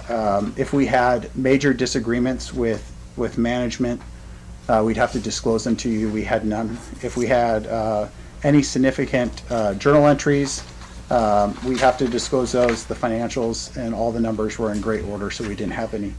Also, if we had any significant deficiencies or material weaknesses, or if we had to communicate anything else in writing, we'd have to disclose that to you as well. and we had none. So all the results that you want to see, both in your governance letter and in your audit. Rich, Always don't you keeping us on track. right, Paul? Good job. Hey, Rich, don't you usually have a question every year? Yes. So before, I have one more thing. I kind of told you how many hours my team spends, but it is good to point out, usually like when we spend that many hours, Paula and her team are spending, just as many hours or probably more getting ready for us and leading up to the audit and then helping us throughout the entire audit. Smooth audits don't always happen, but they've been pretty consistent with the city, and it really, a lot of the credit goes back to Paula and her team. That's the finance department. Any questions for Josh, council members? Thanks, Josh. Thank you. Josh, thanks for your time. I know you guys are sitting in this room for that entire, couple weeks. Oh, yeah. Yeah. So tell your team thank you. Quick, I have a question. Did we find somebody to replace Lisa? Lisa? So I have someone in mind, and I'm reaching out to him right now. I've reached out to a couple other people to find something. Right now, it's very difficult, kind of probably like the city is with hiring people. Accounting is very much the same, and even a lot of people like Lisa have either retired or the small CPAs who do that kind of work just aren't taking new work just because the volume is so crazy. There's also a point where once we get past April 15th, those CPAs will switch to the government mode, and they might have more availability to help out in the fall. Right now, that's hard for them to see, but I do have a couple options. The other option for Lisa, not all cities have someone like Lisa to go through it, and we can help out in our planning stage. We have to keep our independence. It's important in our audit, but we can definitely help the city out in the planning stage, bridge that if they wanted to do it with their own staff. It can be done, and with a little help, I think it could be done. Obviously, Lisa provides a ton of value to the city as well, so we'll try and help you find someone who can help out. Perfect. Okay. So my big question, just keeping that third party person there for us. Right. Any other questions? Or any questions? All right. No, thank you. Thanks, Josh. Thank you. Thanks. Yeah, let's safe drive back. All right, thanks. No tickets. No tickets. Sure, that's. I know. Yeah. They can take ahead. Hey, department heads, you guys can go just if you want to. I mean, that's why we put you in the beginning. Get to. I just didn't know if they were aware of it, to where it's like. Come on down, Mr. Porter. How we doing? I'm well, Mr. Mayor. Thank you for the opportunity. And really, I just wanted to kind of give you an update on what's happening with the school. Okay. So, of course, Brock, who just left, we met about a couple of years ago. He actually met my son. And we do training over in the Snake River Valley area. We've been in a training as a school doing technical and training for about 10 years. And I've been in business for 26 years in the nuclear industry. But the thing I want to tell you is we've had success here at Mountain Home. Now, the numbers are not where I want them to be at all. They're nowhere near where I think we need for a consistent school to go. But here's some things I'll share with. We have one of the individuals that's in our welding program, had multiple years of experience. All the other educational institutions wanted him to start on day one. This individual had 5 years of experience. I've actually gone over to, some of you may work in the Dix, I've gone over and talked to folks that have 9, 10 years, and my counterparts will want them to start over. I don't believe in that. And so this individual, just to kind of tell you how it comes, in 6 months, we evaluate how much knowledge they really have compared to what we may think we have. And then, so a normal welder takes 2 years to get to. It's called term 6 months. This individual, when we went through, we did our interviews, we had him take the assessment exam, all this stuff. He went from day one to his third term, so he only has 6 months left. Now you think about it, that's 75% saving. And I think if you go investigate, our program is fairly inexpensive, we think, $1,600 for our program. The thing I'd like for each of you to do is, if it's a case where someone's not sure, we even have mechanism where they can start a program that's a few months. You know, you don't want to get 3 years into a program and go, I don't want to do that. I've had the opportunity to talk to Chief Moore over there. One of the things we're going to start doing too is, so we've been going for a whole year. They're coming up in June, it'll be a year with the folks there. One of the things that initially our focus was on trade. So we're going to start doing, so the city of Blackfoot, you can call Mark Carroll, they're in Blackfoot. We do all of their professional development training. Fire department, police department, we've been doing it for 2 years. They have a complete 2-year cycle. And what it does is they break the groups. Chief Moore, one of the interesting thing is the firemen won't go to class with anybody but firemen. I'm saying that to the other chief. Right? But the idea is, no, they have a 2-year schedule. The other thing is too, what we're starting to find is you were talking about hiring folks, because you know you see the hair. I am a little bit longer in the tooth. I've actually been in the training environment since 1980, so a long time. But what we're seeing is younger folks are taking over the leadership role, and so we're doing for Shelley, the city of Shelley, Blackfoot, so Bingham County, we're doing a lot of their professional development training. We actually run a leadership academy where there's local companies come every week, same day. We go through topics. And one of the nice things I tell you about our program, we're going to let you customize it. We have programs on the shelf. We've done them for years. We've actually had, some of you may know the company Big D down in Salt Lake. Big D is, I think, $1.2 billion. We do their professional development training. So we're a small company. We're still encouraged, Mayor. We still want to get that school. Like I told Brock, my intent is to have the school be here and you run it. I'll help you pick people to run it, but the idea would be the community, and that's the idea we want to do it. So we're going to start putting more emphasis on the professional development aspects and leadership classes as well. And then also too, when we look at the trades, right now the ones that we typically have are welders. Welders and HVAC, but we're getting called. I spoke with some folks over in Boise, and we're getting them to come here. So I think, you know, I'm an optimistic person, I guess, but right now, maybe by the end of the year, we may be where I think we need to be. And that's going to be a significant, but I'm an optimistic person. You see my Navy hat, so, you know, some area, we go for it. We're not going to take it. And I was going to ask, and if you have questions, I'll certainly answer them. We're currently meeting across the way over there at 195 North, the old people, you know, as the Basque Hotel. And so one of the things, if you work for a company, we will actually come to you to actually do the training. We'll actually come to your location, but typically I try to get you to come away from your place, because when we did the first one in Blackfoot, the HR director at the time goes, oh, I want to do it down here so everybody could be, so we did. That individual in an 8-hour day made 25 minutes of the class, because everybody came and got her. When they needed her, they knew where she was. She was in the conference room. Right. So we'd like for you to try to get out of your space and actually do classes. So if I can answer any questions, I'll certainly do that. But have you folks come talk to us. We certainly would love to do training. So, Mr. Porter, I know Marty and I, we really pitch the Mahata at the Air Force Base. Yes. So are you guys in the building now? Are you still revamping it all at the old? The building is still, well, we finally got all the pieces of it. We're not in the building yet. As all our classes right now, we're actually using the shop for the welders, and then we're using the classroom over there. But I tell you, even once we get in the building, it'd be nice. Mm-hmm. But the training's not going to be any different. I tell you that. It won't be any different. I've been doing it for years. Yeah, it'll be nice, and I want the building. Trust me, I'm not saying I don't want the building. But what I'm telling you is don't wait for the building. If you want training, call me. We'll get the training going. Literally, you can call me tomorrow. The nice thing about it, my wife and I are owners. My son here, he's 40-something, so my wife and I have been married 44 years, so I think I could speak for her. That if you need training, we'd certainly be willing to.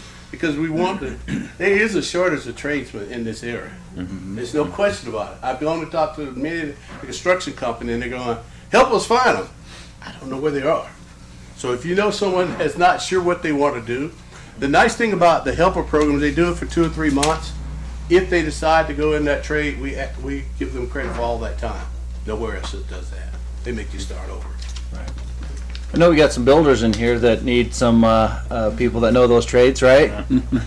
So it's carpentry, plumbing, electrical, HVAC. It's a whole slew. Yeah, it's 9 of them. So welder, HVAC, plumbing, millwright, iron worker, electrician, carpenters, laborers, and pipe fitter. But because we're approved by the United States Department of Labor, if you had another trade, like we talked with the folks at Mountain Home about doing the internship program, which we do with the Idaho National Laboratory in the summer out there, they wanted mechanics here. All it takes is for me to sit down with the individual that want it, and we actually write a work process. Here's what things we want them to be able to do.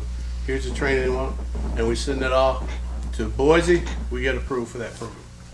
So we could do whatever you want. I remember somebody telling me about tree limb service. If you want to certify them as a journeyman tree limb, not for me to say that. You can certainly do that. No kidding. And what that means is you got a progression for a person that you bring in the first day. Even if I got somebody that has no, pardon the expression, no talent, right? They haven't learned any skills is a better way to say it. They start out within that 3 months, they go through the helper program, and the helper is a mechanic helper, carpenter helper, and a welder helper. And in those 3 programs, they start out in the classes, and by the last, probably 2 weeks, 2 to 3 weeks, last 100 hours, they're actually pick. I'm going to be a mechanic helper. I'm going to be but all the other classes are pretty much similar. But when they go all those 3 months count towards their journeymanship. They don't have to start over, and it gives you a path literally for 6 years for somebody for career development. And if they decide to be a master, you can even go 8 years. That way you can say when you're trying to hire these folks, I can see where your future is for 8 years from now. Councilmembers, got anything for Mr. Porter? Thank you.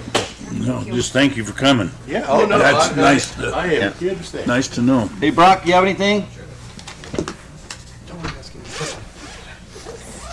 We have an amazing opportunity with that trade school. It will be our communities to lose.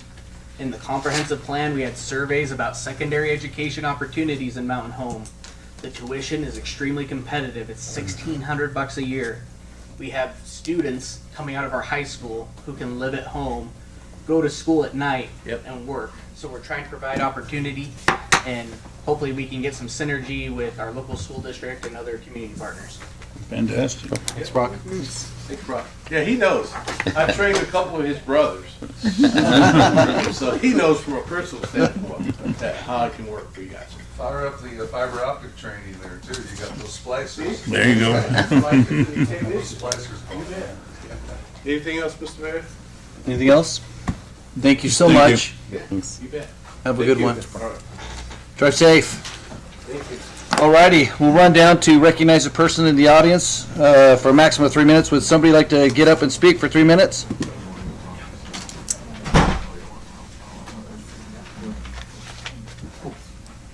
Thank you, Mr. Mayor, council members. My name is Phil Wiest. I'm with Ginn Group. We're located in Vancouver, Washington. I'll just take a few minutes. I wanted to talk about the impact fees that I understand the Planning and Zoning Commission is going to be taking up, I think on April 4th. I don't know the exact schedule, but we're pretty concerned about that. Ginn Group has been working on Turner House Depot for about a year. It's a 287 small lot subdivision over South of Marathon Way, just west of Elmcrest, between Elmcrest and basically Optimist Way. And our plan there is to build 287 primarily detached, smaller single-family homes that are suitable for working families and or for rentals for military members. It's a difficult project to finance. We think the fees in Mountain Home right now are high as they are and believe they should be reduced. And any prospect of an increase in fees we view as basically a threat to the financial viability of the project. We worked very hard for the last year to get to the point where we have a project we believe we can deliver for Mountain Home. We know the importance of housing to this community. We've been working with our engineers to reduce the per lot cost for horizontal and civil infrastructure. We've been working with JUB. I think you're all familiar with them. We've worked very hard on that.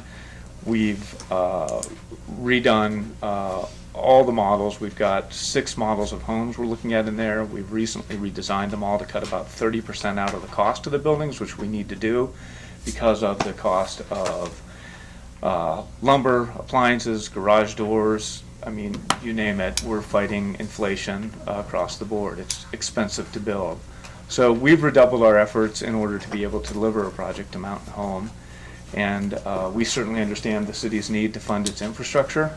And the city is right to do that, but I'm here to just deliver the message that we view the prospect of any increase in fees as potentially problematic for the Turner House Depot project.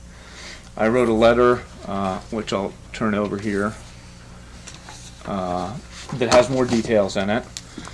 Let me just look at it briefly, see if there's anything else I'd like to mention.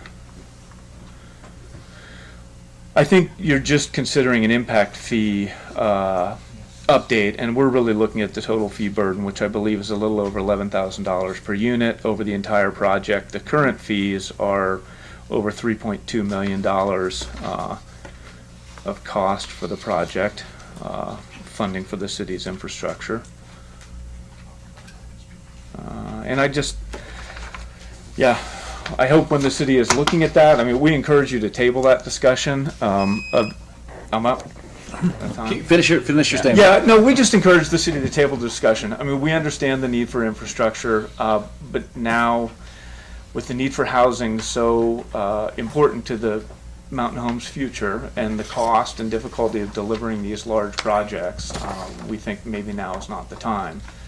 We're open to working with staff to figure out if there are vesting provisions or deferral provisions or provisions to lower EDUs for products that are going to be used for rental to support military housing. We're open to ways to manage it, and we're happy to work with staff to do that. The city has been great to work with to date, but the prospect of a fee increase is problematic for us. So, please don't hesitate to reach out to me with any questions. Thank you very much. Thank you. Thanks, Phil. Yep. Would anyone else like to get up?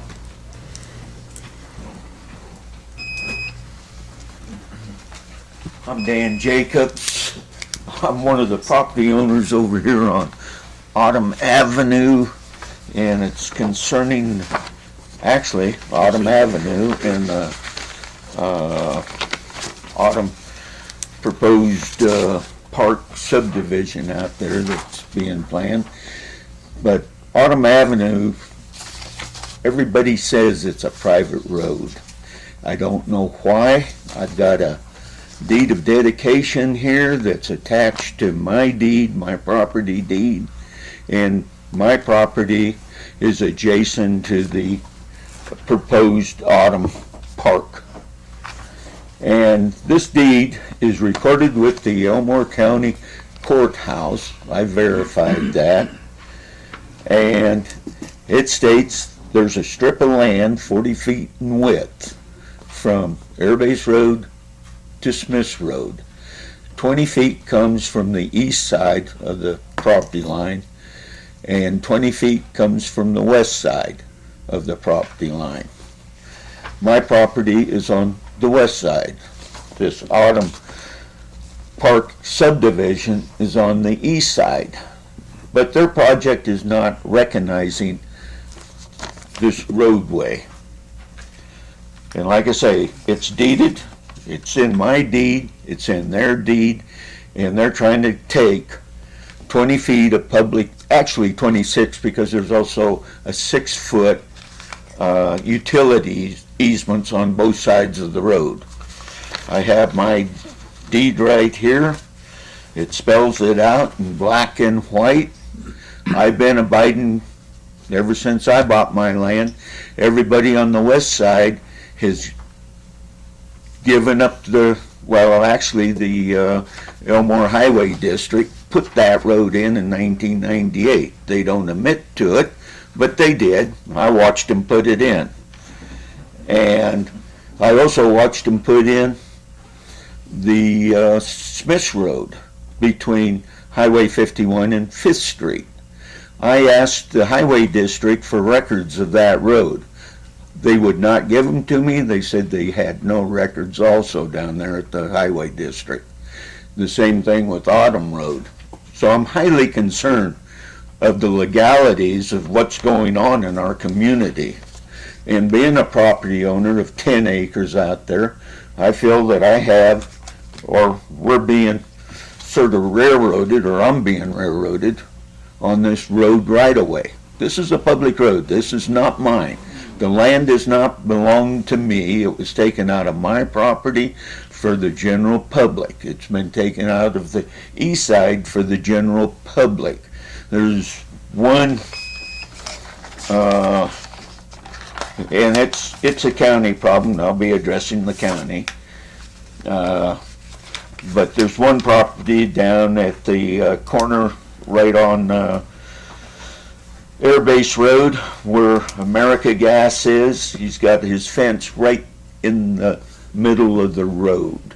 He's the only property that's got a fence right in the middle of the road. So you can't put the road through, or I can't put the road through. Or Dan, can you get that to the council? Can I grab that and make a copy? Yeah, and absolutely. If you want to take my deed, it's all right here too. I'm just gonna make a copy. I'll bring it right back. All right. Okay. But to me, this is a major concern. And you said this is a fact-finding, looking at the facts. Nobody seems to know anything about Autumn Road. I didn't even know about Autumn Road until I started looking at my deed.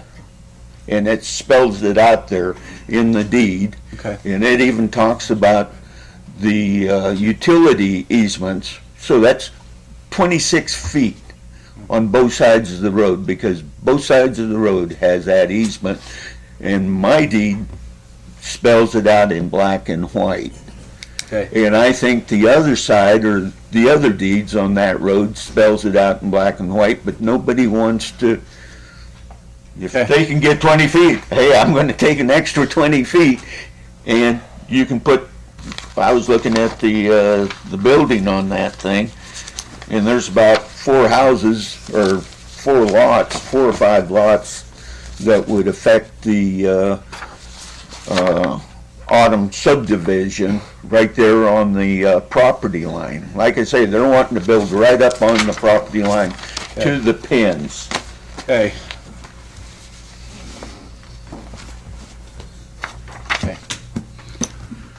Well, we'll wait for her to have those. But basically, I just want everybody to be aware, and I will be making sure that I go, I think it's on the 1st of April, the county commissioners has got a meeting, and I don't know if the county commissioners knows about this. I took this down to Elmore County.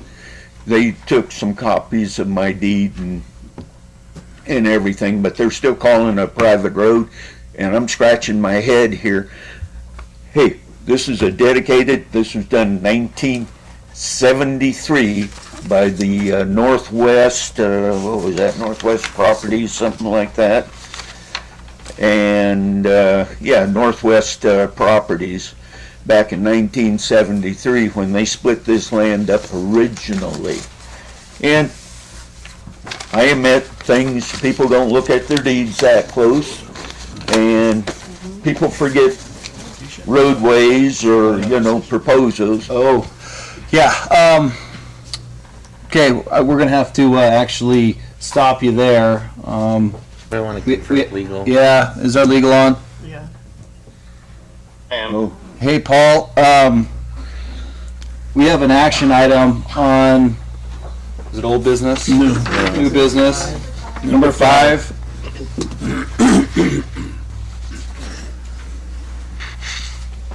I'm not worried about it because the road in question is not part of the Autumn Park subdivision. They're not claiming to utilize that as part of their preliminary plat to be their road. The legal existence of this road is in dispute. It's nice to hear this gentleman even provide his deed saying that I don't own this road, that this is a 40-foot right-of-way for the boundaries of his property.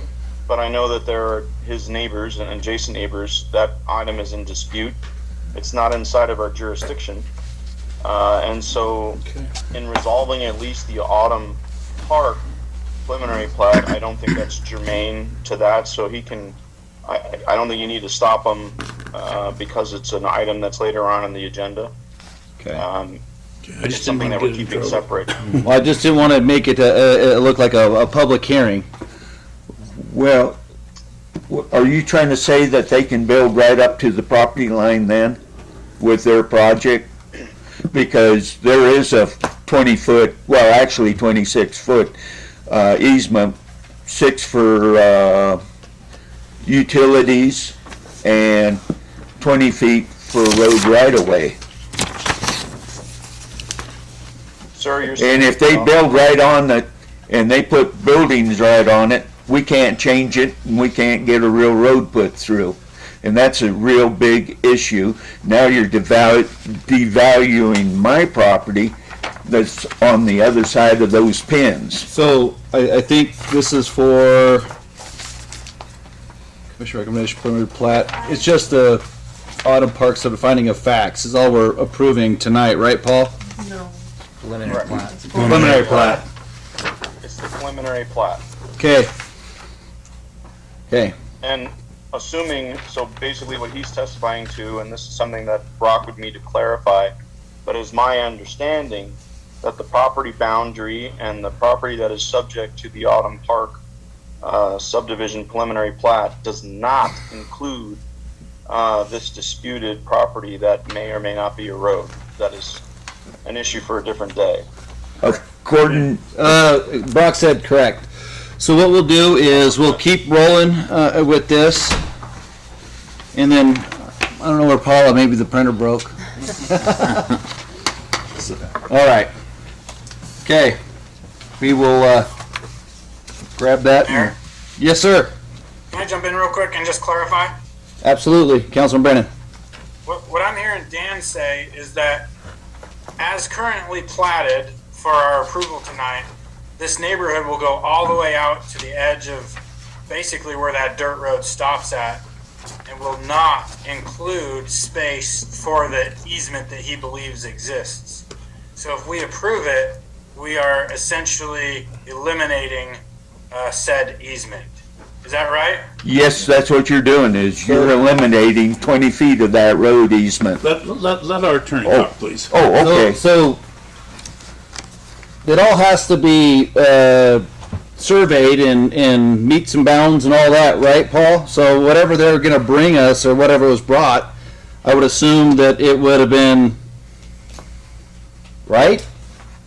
That's correct. I will not, or I cannot allow you guys to pass something that would include disputed property. So part of any subdivision applicant is called an affidavit of ownership that states that if I'm the applicant, I own the property to which I'm submitting this land use application.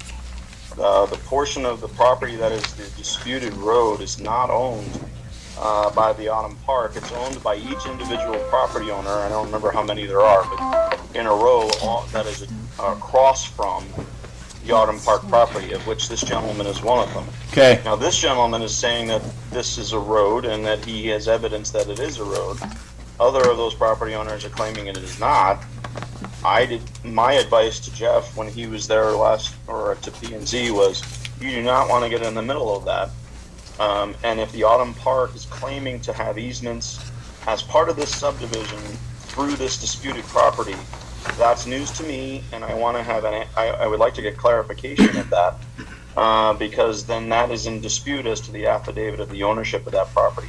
It is my understanding from P&Z that the property line that is the subject of this land use application for preliminary plat approval does not include that property. But I haven't read it myself, and I certainly didn't do a meets and boundaries, so I'm respecting what this gentleman is saying, and this is a question that we need to make sure that Brock can address. Brock? Mr. Fitzer is correct in his assumption. as far as the actual boundaries that are there. In my staff report, I'll kind of dive into the Autumn Road and give you a brief summary of how things are there right now. Okay. Know that we still have building setbacks. So what is proposed is the buildings along that road, because they don't own it, you have a 15-foot setback there. Being that there isn't really a road there. If there was a road there, there would be a greater setback. It would be approximately 20 feet. But once I get into my staff report, I'll make sure that I give you the facts pertaining to Autumn Road, the future of that road, and how it pertains, and also, just as Mr. Fitzer mentioned, really doesn't pertain to the action at hand as the application is presented. Okay. Okay. Would anybody else like to get up for 3 minutes? Come on down.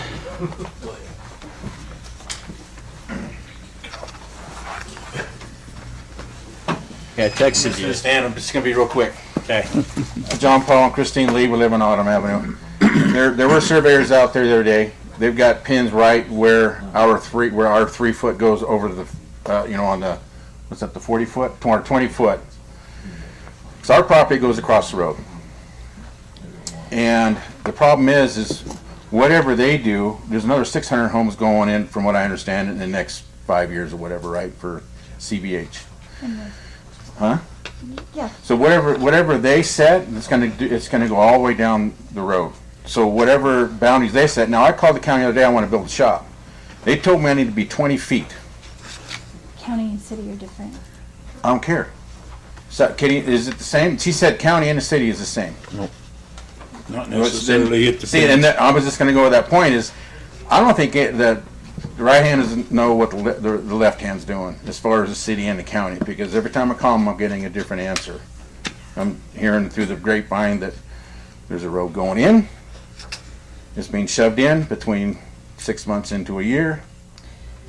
Well, yeah, yes. And so we're getting information from some, I don't know who, but because Dan opened up a can of worms for all of this over here. So what So I guess my issue is that there is actually a road there. I know nobody's recognizing it. I use it every day. So does everybody else. We as the homeowners are supposed to maintain this road. All these this subdivision is going in saying they're not going to use that road, and I am calling BS. There is no way. So the road that we're maintaining is going to be used by other people, and that's going to impact us hugely. You know, with all of our kids and all of our animals, you know, all of us living out there. So that's our concern. You know, we know we can't fight it. No, it's already been impacted from the subdivision that's going down the road. You know, just the other day someone was out there, I don't know, smoking pot or something. I don't know what it was, but saw them come, from the neighborhood over there. So, they are using that road for, whatever it is. But it says private road. But if it's a county road, well, let's just make sure that it's a county road. And if it is, then somebody needs to take care of it. Either way, someone needs to figure out what the plan is on this road, because we don't want them to start building and all of a sudden they're right up on our property line, because they're gonna set the boundary. And then when CBH comes in, they're going to do the same thing. And then we're going to lose however many feet on our easement. And they're going to be that much closer to our house. They're not taking my property away. Because if they build a 2-lane road there, later on, they're not going to be able to. And I guess that's what Dan was talking about, and I think that's one of our concerns too. Whether it be a full-on road or a private road, that's a dirt road, but either way, we need to figure it out. Okay, sure. Too. Okay. Thanks. Yeah. Thank you guys. Would anybody else like to get up? Dan Wheats? Mayor, Council, thank you for letting me talk to you for just a moment. My name's Dan Wheats. I wanted to come here and concur with the letter, and I'm aware of what the content of the letter that Phil Weiss from Ginn Group brought to you. And what I would do is I would urge caution in times like this of raising the development fees. Right now, Mountain Home is about 45% higher than Caldwell or Nampa, and I own ground in both of those jurisdictions. And especially where we're talking with Ginn and myself, and we've spent this last 4 or 5 months, we've kind of been off in the weeds a little bit on the airport overlay and the fees. Putting a project together, as it's getting pretty close to time for the application, but we have to see a clear path forward. And until Mountain Home is a proven market, it's not proven right now for the lenders, with any substantial investment. You know, Yin's looking at 287 homes. Their costs probably in that thing are going to be close to $90 million. In working in conjunction with them right across the road, with Wright Brothers Construction, Wright Brothers Development, and I have a joint venture partner. We're looking at probably 3 times that investment here. The equity that I have in that ground is enough equity for this project to be financed. But if we raise our impact fees substantially, I'm going to have to come up with a lot more money just to get to even before we can finance the project. So with the times such as they are on the national economy and inflation and supply chain, and I would just urge that maybe we table this thing for a few years, let this thing kind of clear up a little bit. Let's get back on track and have a few successes. I think the main thing here is to have a success or 2 or 3 to establish what the rental market would be. And there's a substantial difference between rentals that we're going to retain the ownership in for the Air Force Base specifically, and single family homes that are for sale that somebody's going to incorporate this fee, the EDU fees and the impact fees, in a mortgage. We have to amortize those fees out over 20 years. So I would just ask for time, and let's have some successes here. Let's get some stuff in. Let's get the air base accommodated. Then come back down the road. I mean, we know that you have to have fees, and we know that that's what it runs on. But at the end of the day, the fees are kind of a flash in the pan. It's the property taxes that fund government. I'd hate to see the city of Mountain Home, and we've been here a long time, you know, step over a few dollars, or step over a lot of dollars, millions of dollars, to pick up a few dollars in an impact fee.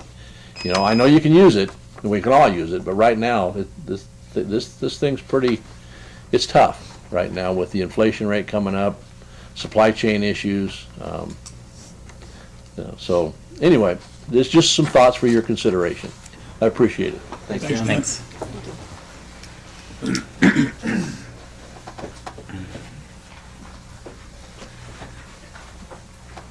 How's it going, man? Pretty good, thanks. All right.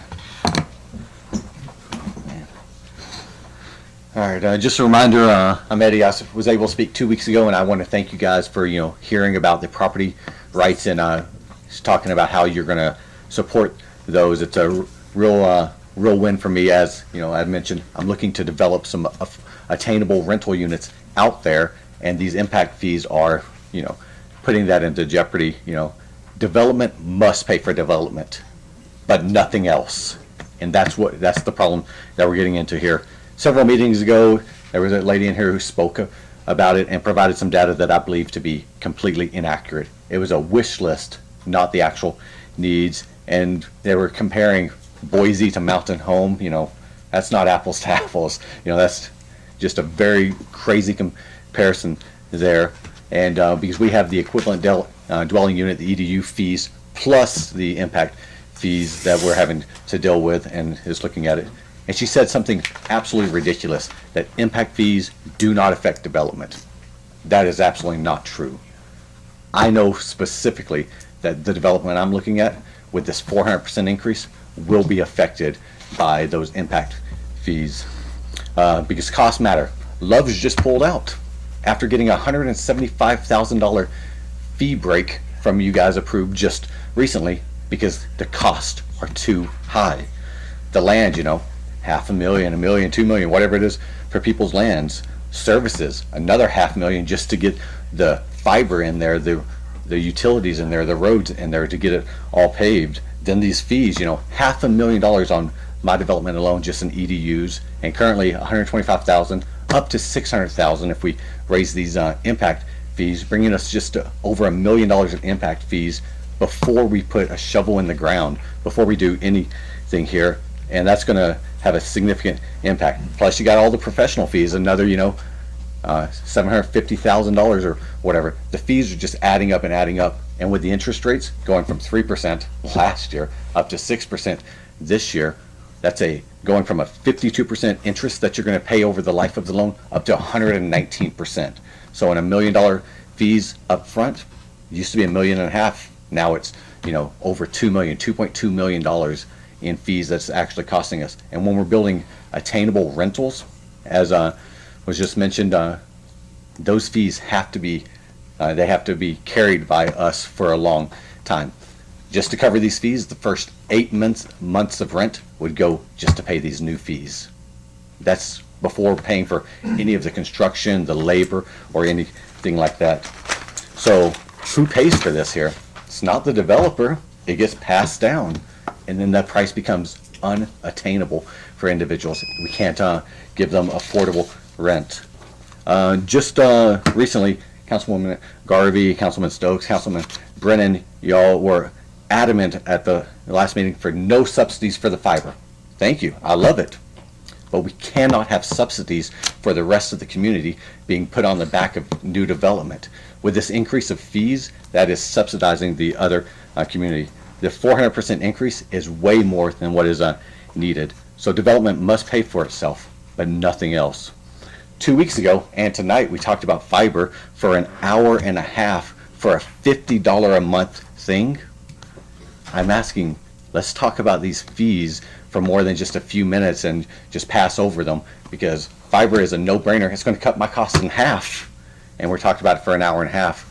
But these fees are going to more than double costs for development, and that's not affecting these big rich developers per se who are selling them off, but individuals who are trying to bring a better community, a better market here for our residents, for our family, our friends. That is definitely affecting it. The prior meeting, there was a 5% water increase, $2 a month. We talked about that for half an hour. It's $2.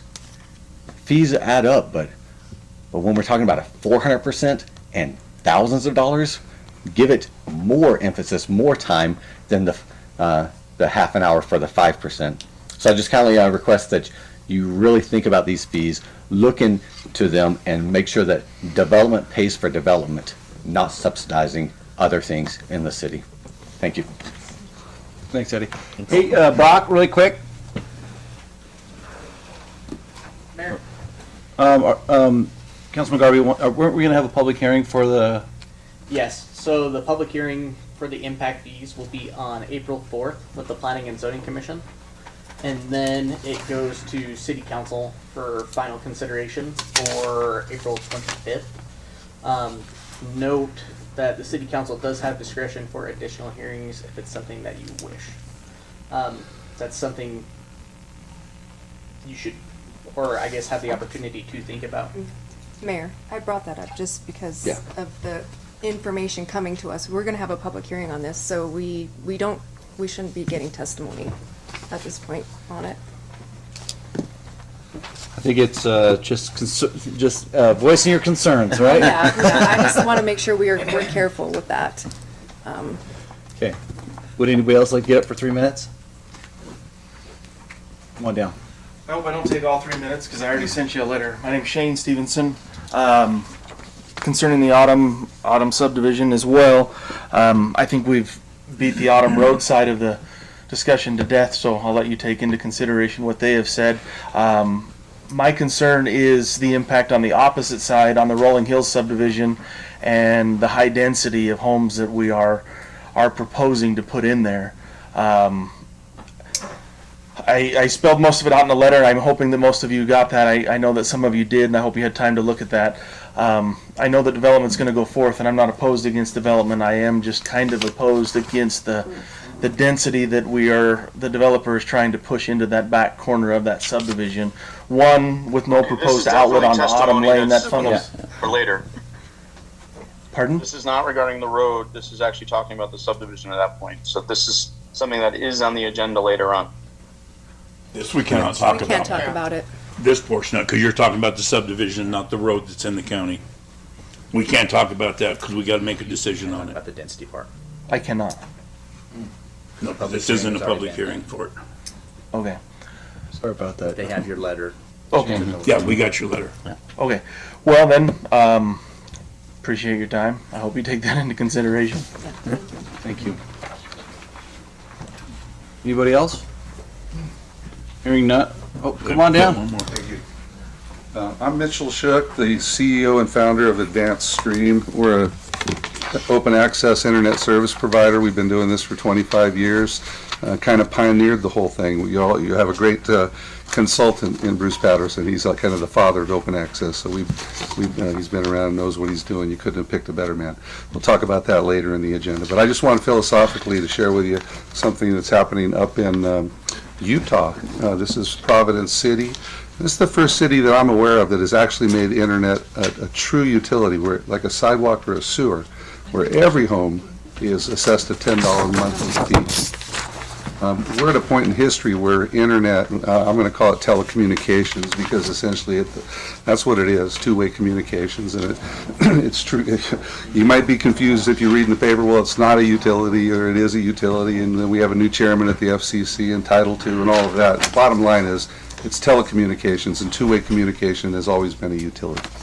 My father and I were watching the Ken Burns episodes, Civil War, and he pointed out some telegraph wires running across one of the battlefield scenes. And so, and it followed the railroad. So after the railroad, it was regulated in Washington State by the Railroad Commission. It was the second utility in Washington State. There was a time when all roads were private roads. If you wanted to, lower the turnpike and take your wagon over the mountain, you paid a private road owner. If you wanted to go to a library, you needed to know a rich family or somebody that had a library, because they weren't public institutions.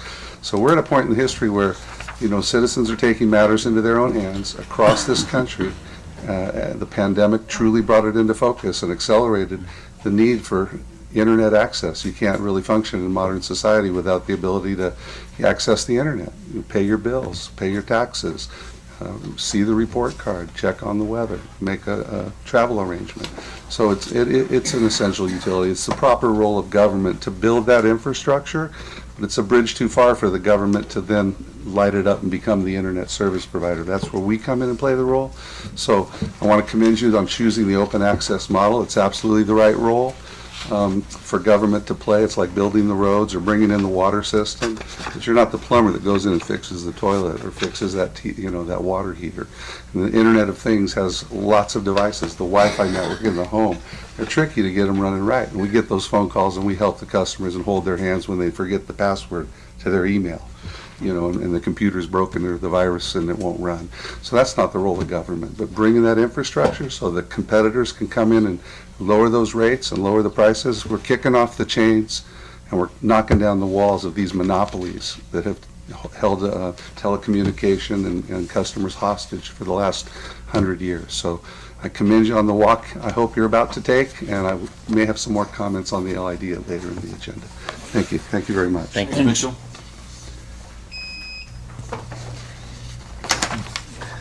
Anybody else? All right, we're gonna go down to conflict of interest declaration. Has any council member received information pertaining to or otherwise had any contact with any person regarding any items on the city council agenda? If so, please set forth the nature of the contact. Mr. Mayor. Councilman Stokes. I talked with Shane Stevenson about contiguous harmonious development and density next to R4 zones. Mayor, I also talked to Shane Stevenson regarding the same subject. Okay. I talked to Christine Lee about was the road, and then you had some paperwork. Yeah, it's what Dan gave you. Okay, so that's what I had. All righty, we'll run down to consent agenda. Council, do you want to pull? Do you want to talk about one? Do you want to discuss anything that's on the consent? Mr. Mayor? Councilman Stokes? I just had a question on number C for, I'm hoping Mr. Urquidy, it was about the SCADA water master plan, or SCADA master plan. Mm-hmm. I was just wondering when that is accomplished, will council receive a copy of that? I think, yes, I will Awesome. give it to you. They're working on finishing up a few of the chapters, so yep, I Great. will make sure you have that. Mayor, Councilwoman Garvey? I just have, not to beat this little dead horse of the planning and zoning meeting minutes, but, so we have Chairperson Wallert did not vote, but Commission Member Wallert A. And that's on the same paragraph, so I guess when we're fixing these and we just copy and paste, let's make sure our minutes are right. Okay. On page 6. 6. It says he says he didn't vote, but he did vote. Is it a discussion that we had last time? Little paragraph 5. On what? Yeah, I wouldn't. Oh, sorry. Date. That would help. We have a few, don't we? March 7th.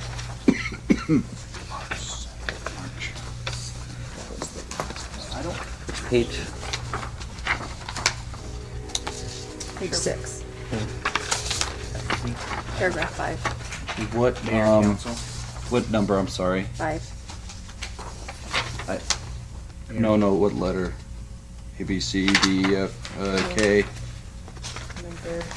We're just doing the consent right now. I'm sorry. Oh, he's B. Oh, B, okay.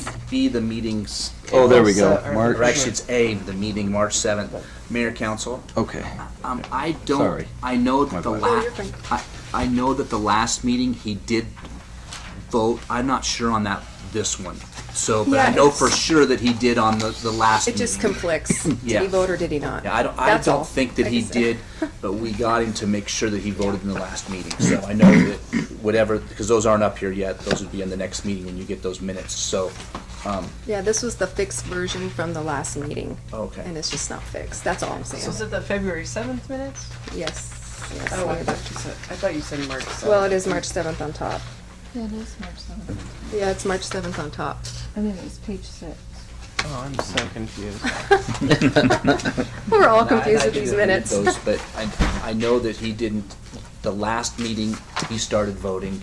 We talked about it and he did. So. I see what she's Yeah, saying. do you see what I'm saying? Yeah, Okay, yeah. thank you. Somebody sees it? Finally?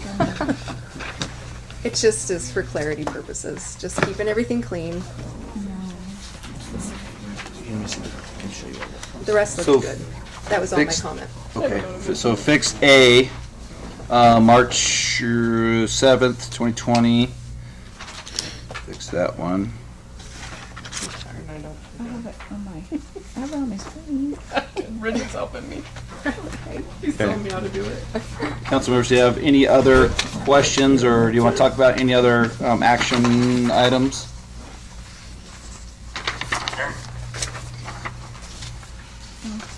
Oh, Councilman Brennan? Thank you. Just an item of note on items H and I,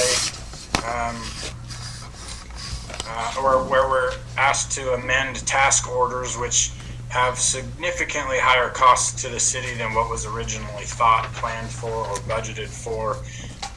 And so, kind of going on with my previous comments, is that may be a good spot to use ARPA funding, if allowed, for water acquisition, planning, and drilling, rather than on any type of limited resource for fiber, which could possibly not benefit every citizen of our city.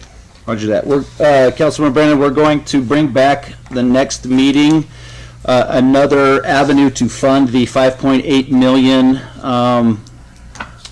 Oh gosh, the Yeah, these. the DSIP For the well. for the well as well. Mr. Mayor? But then we also talked about ARPA funding this morning as well. Councilman Stokes? I make a motion to pass the consent agenda fixing item A. Yep. Okay. Second. It's been motioned and seconded. I'll call, or any further discussion? Hearing none, I'll call for the question. Councilman Stokes? Aye. Councilman McCain? Aye. Councilman Brennan? Aye. Councilwoman Garvey? Aye. Alrighty. Run down to old business, action item, pass resolution 07-2022R, Internet to create fiber LID number 1. This is for the public hearing. Mayor, I'll make a motion to pass resolution 07-2022R to set a public meeting for, public hearing for the LID one. Mayor? Mayor? Councilman Garvey, Councilwoman Garvey? just for clarification purposes, this is just to have the public meeting. I mean, there's nothing going forward, that we just get to hear the public's testimony. Right, correct. So it's, we're not committing to anything Right, yet. that's all I made the motion for, Yep, for the yep, public hearing, okay, yes. good, It'll all okay. come back. I will second it. Councilmember Brennan? I was just going to comment that I feel like it's important to still get above that 45%. I'd like to see it closer to that 55% before we move forward. As the expert told us today, that it could be a little more risky under 50%. Roger that. It's been motioned and seconded. Any further discussion? Mr. Mayor? Councilman Stokes? What date are we looking at for the LID? Because this paperwork talks about the 25th of March. Are we going to throw it on the 25th of April? Or? It is the 25th of April. Okay. That's when it's set for, 25th of Yeah, April. in the resolution, I'm pretty sure I put the 25th of Okay. April. And can we widen that gap so it's not the Yep. 3 to 3,500? So the resolution, we need to put 3,000 to 4,500 as the gap. I wrote that down. Okay. Any further discussion? Hearing none, I'll call for the question. Councilwoman Garvey? Aye. Councilman Brennan?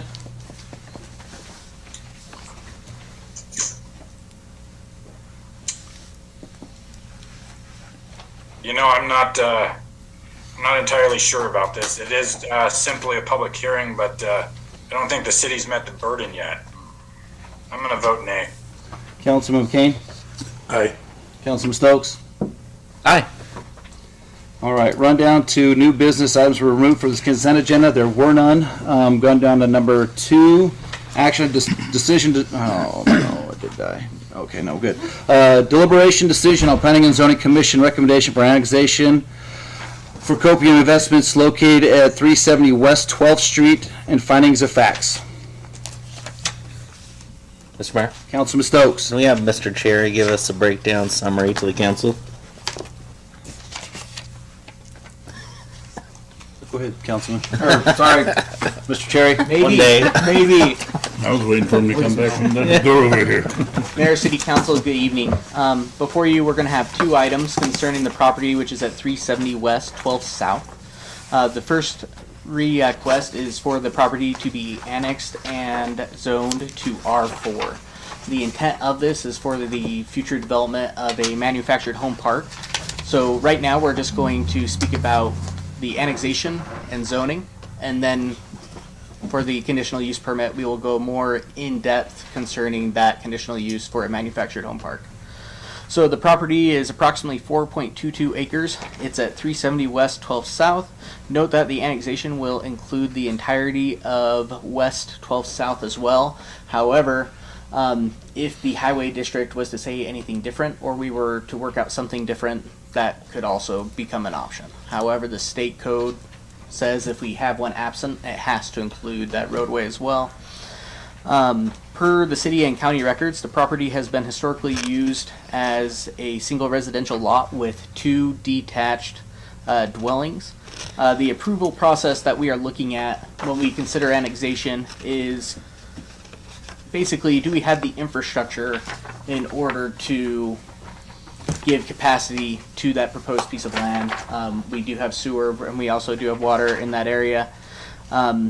And whether or not it's cost effective, whether or not it's leapfrog type development, and does it promote to keep the city limit boundaries squared off and making sense? The property is contiguous to the city with property that is already annexed to the west. When we look at the future land use map, the vision for this entire area is for it to be residential. Our future land use map does not dictate between high residential versus low residential. Basically, the comprehensive plan instructs us to look at the surrounding area. Does it make sense? Generally, for higher density type products, be it multifamily, be it a product like this, you want them to be along collector roadways, busier roadways, which we do have, which are West 12th South and also South 5th West, which is to the close westward of the project. When we look at the current zoning map, we see that the property around it. We have a lot of R4, we have some R3. Again, generally it is best zoning practice to have your higher densities along those busier roadways with those products. And as we go inward to neighborhoods, generally the density is less. That's when you go into R3s, R2s, and so forth. From the standpoint of solely zoning, staff believes that the R4 classification is suitable for this area, given the properties which are R4 around it and also the uses that are there, being that it is immediately against 12th, which is a collector roadway. Over time, the plan is that road will be highly trafficked. So we believe that the zoning designation and potentially with the uses that could be there, that those are harmonious. With that, I don't have any further information. I want to note that the applicant is present, so if you have questions for them exclusively about zoning at this moment and annexation, they are here to speak to that as well. Mayor. Councilman Brennan? Yes, I had a question for the developer. I don't know who I'm talking to. Yep. There we go. Isaac Waitman. Thank you. I'm trying to find out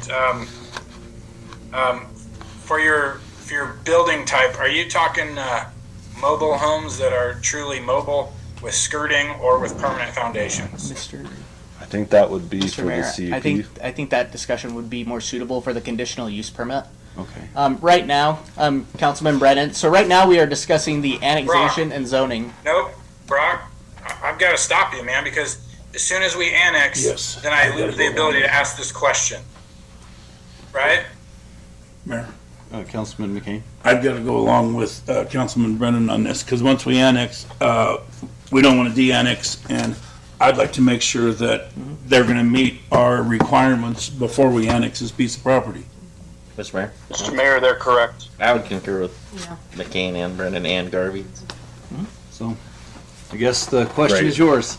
So we would be developing the pad sites and people could move homes in and out. So if that answers your question. So truly mobile, not permanent foundation structures. That's correct. Isn't it harder for community members or citizens to obtain loans on non-permanent structures? It's just a different process. I think you cut out, I'm not super familiar with the loan process, but you cut out some of the agency options and you work more with local banks or credit unions and organizations that are going to have a better familiarity of the area. Are you developing it all for rent or for individual sale? So we won't own any of the homes. We'll lease the land and everyone will own their own homes. Thank you. Meadows? Like Meadows? Similar. Okay.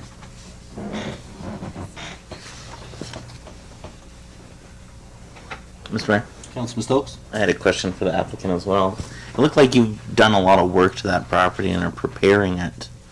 Do you foresee any kind of, what was I gonna say?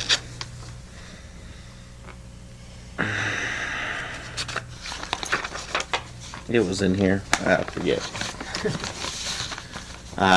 Not being harmonious with the surrounding properties, basically. To make sure I understand your question, yeah. Do we see issues with the fit? Yeah. So we had our neighborhood meeting. We talked to all the neighbors who showed up to our planning and zoning hearing afterwards.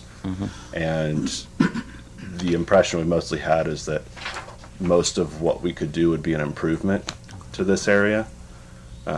So I can't say for neighbors we haven't had a chance to talk to yet, but everyone we've talked to has been happy about really anything getting developed there. So. Mayor? Councilman Brennan? Also, I wanted to read out of our comprehensive plan for the developer and for Brock here that there was a community survey done about housing needs and availability and desires of our community. And one of one of the bold points made in this survey, I'll read it verbatim. It says, further, the least desirable housing type was manufactured homes, with more people desiring to discourage it rather than encourage it. So if you take basically the vote of the people want to discourage it rather than encourage it.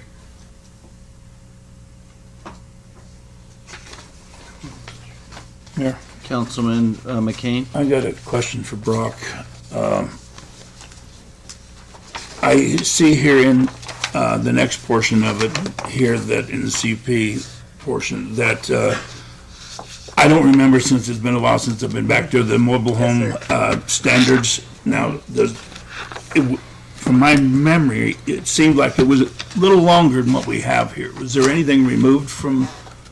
Yes, the one item being that it is a conditional use permit that the applicant has asked to remove from the design standards is that the parks per code need to have a designated area for the parking of recreational vehicles such as boats, camp trailers, standard trailers. And I believe that the applicant's reasoning for asking for that deviation is that their target demographic wouldn't necessarily have those items. But what would you do with the ones that do? Would direct that towards the applicant. Yeah. Is that okay to go ahead? Yeah. Okay, perfect. So to Brock's point, he's correct. We foresee it pretty unlikely that people would have a boat or an RV, and it would take space away that we could use for other uses in the community, like our common areas, park areas, things like that. If they did, we wouldn't forbid it. We would have rules about where it was parked, so they couldn't park it like right in front of their home. They would just have to, like most homeowners, if you don't have space at your house, go find a storage area for their boat or RV. But with the requirements here, they wouldn't have the space to put it next to their home. So they'd either have it illegally there, or they'd be forced to move it someplace. If you wanted to own a boat or RV, you'd just have to provide storage for it at a different storage facility.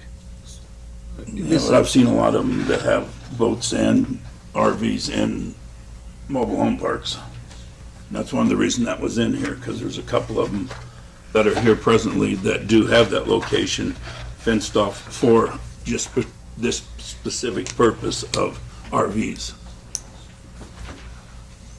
So I'm looking, it seems like South 3rd West, Colleen Drive, Dawn Drive, Melody Circle, Canfield Lane are all, I would assume, mobile home parks, single wides, double wides.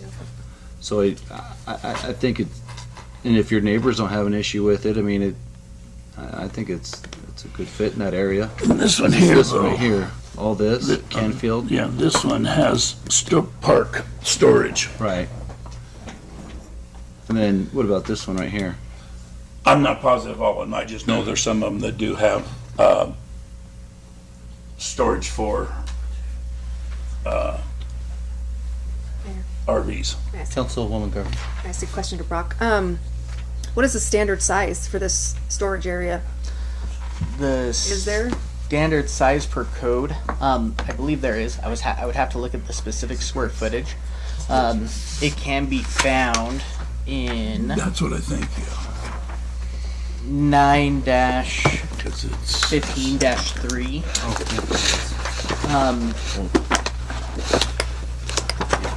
I don't want to misspeak, but I can gather that information. Yeah. I'm just curious because regardless if you live in a manufactured home or a stick-built home or whatever, people do accumulate stuff, you know, and I think a little bit of trailer parking or some sort of parking would be nice. The other thing is who's going to, aside from our city finest cops, who's going to be the marshal of the streets when there's illegal parking? So that comes to the management side. It will be professional managed. Okay, good. So we'll have community codes. Sure. Can't leave trash out, and then we'll have people that are there regularly making sure that's enforced. Yeah, great. And on the storage piece, we would have, yeah, sorry to interrupt. Oh. We would Where? have individual storage for things, bikes, Sure. so on and stuff. It was just our thought that the likelihood of having boats and RVs, we'd probably have those spaces empty when we could be using that space for other places. Yeah, I was looking at 915-5 actually, talking about storage areas. Right now it says that common fenced areas shall be provided on site for storage of recreational vehicles such as boats, vacation trailers, or campers owned by park residents. Such items shall be stored in the storage area and not be parked beside the manufactured or mobile home. The said storage area shall contain paved access and a minimum of one paved parking space 10 feet by 20 feet, which would be 200 square feet for each 2 mobile home spaces. 200 divided by 2 is 100 per space. This is the one I'm talking about. Yeah. So we're going from basically 100 to 40. Is that kind of what the summation is? Okay.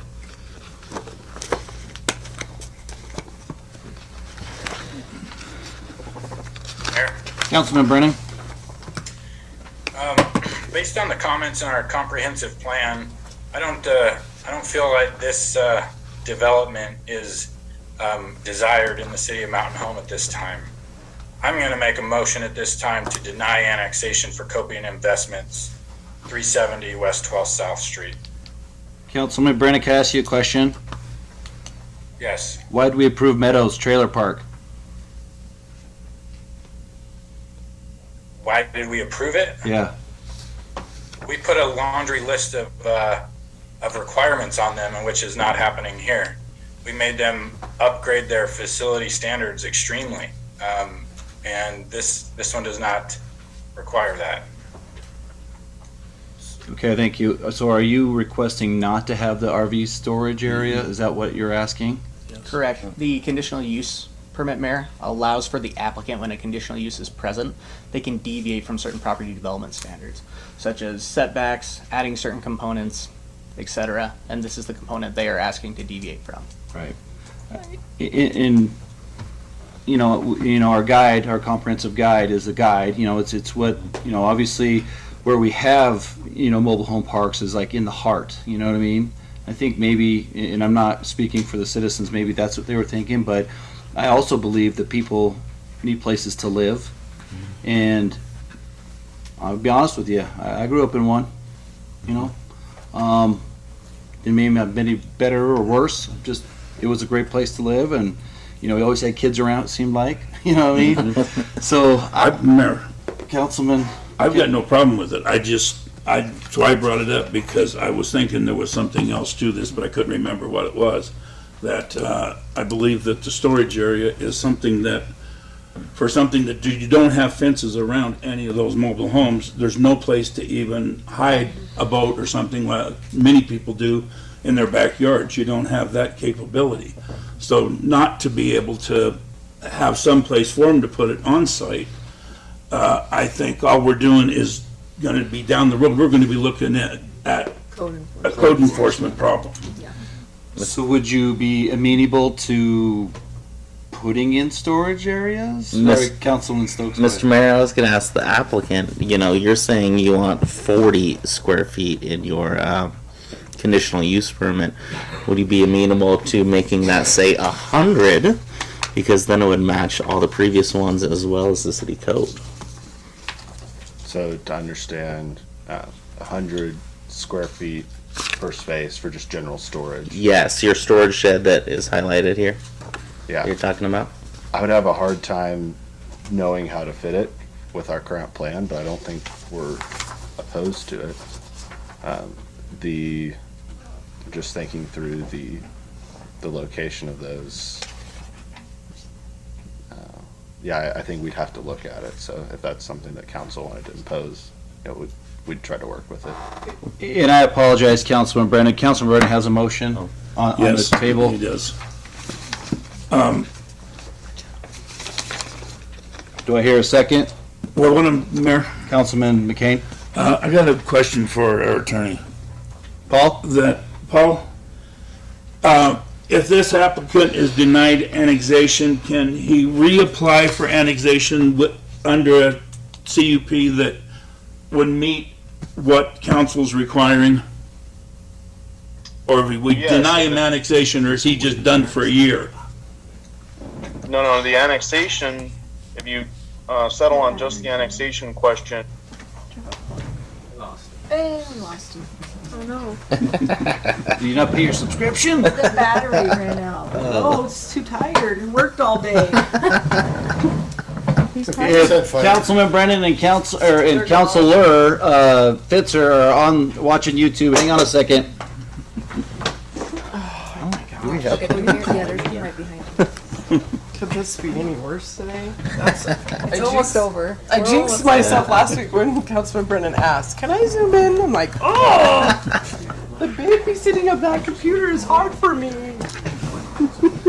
You're like, oh, I saw it pop up. and I'm Because like, it's required in code too to have a Let the record play. storage Grab shed a water too. quick. I see storage, but I don't see any. 200 It's gonna take times a minute. 20 might be. This one's 200 square feet for 2 lots, right? I'm trying to I'm think not of sure what the code is. I just know it calls for like a storage shed. It was fucking do. 915. But I can't remember. It's been since I looked at the damn book. Okay, so they're talking about said storage shall contain I paved don't know access the whole. minimum of Oh, mine is died too. So we had to and redo support the each battery. unit. So that's 200 square feet divided by So it's a 2. 10 by 10. Yeah. 10 by Yeah, I'm 10 gonna for give it each to you one. because Yeah, it's like that's what I'm kind of wanting him to do. it's passport capital P, Meet the code. Murky capital M, But it wouldn't meet the $82 sign. storage. Well, that's Murky. Yeah, not my password. because this is what we're talking about. This is what they're MURKY. Yeah. But this $82 is sign. a common fenced area for storage of trailers and whatnot. But Mine then is they also just have bad. to have on Golly. property. I don't know where they get some of the. Trailer is a 10 by 20 for There's each two property. storage areas. Right, that's what I'm trying to tell Capital them. M. Yeah. The one is the 10 by 20 for the two trailers, one 10 piece, basically. And then they The have other a personal storage is Hold for on, boats, hold on, Paul. We're trailers, trying to get that RVs, log back. things like that. Which is in a It's different different location. area that's fenced. Okay. Mike. I gotcha. Okay. Our computer died. I did like that. And Tiffany has a crazy password. It's not mine. That's what that big book is there for. No, it is cold and crazy. It's like, That's why it was like, man, you gotta think about that. Dude, are we in recess? like Sorry. Oh, good. Yeah, don't get me wrong, I'm not against this at Yeah. all. I just know that we have, I used to work back there and we have a lot of things that we looked at. You getting us pizza? I know, driving around, I have seen And that's really helpful to some of the know. stuff it that was just is because not we just talked about it for so long. I done. was like, That's oh why the boy. ordinance has that separate area there and the other storage shed for each trailer. Right. Oh. That's, Yeah, you're good, guys. Because I have that's tough to read. Right, I can understand that completely too. and just didn't want vacant Okay. spaces sitting there Yeah. Back? if people weren't using Done a them. good job cleaning it up, which is cool. We're back. You got him?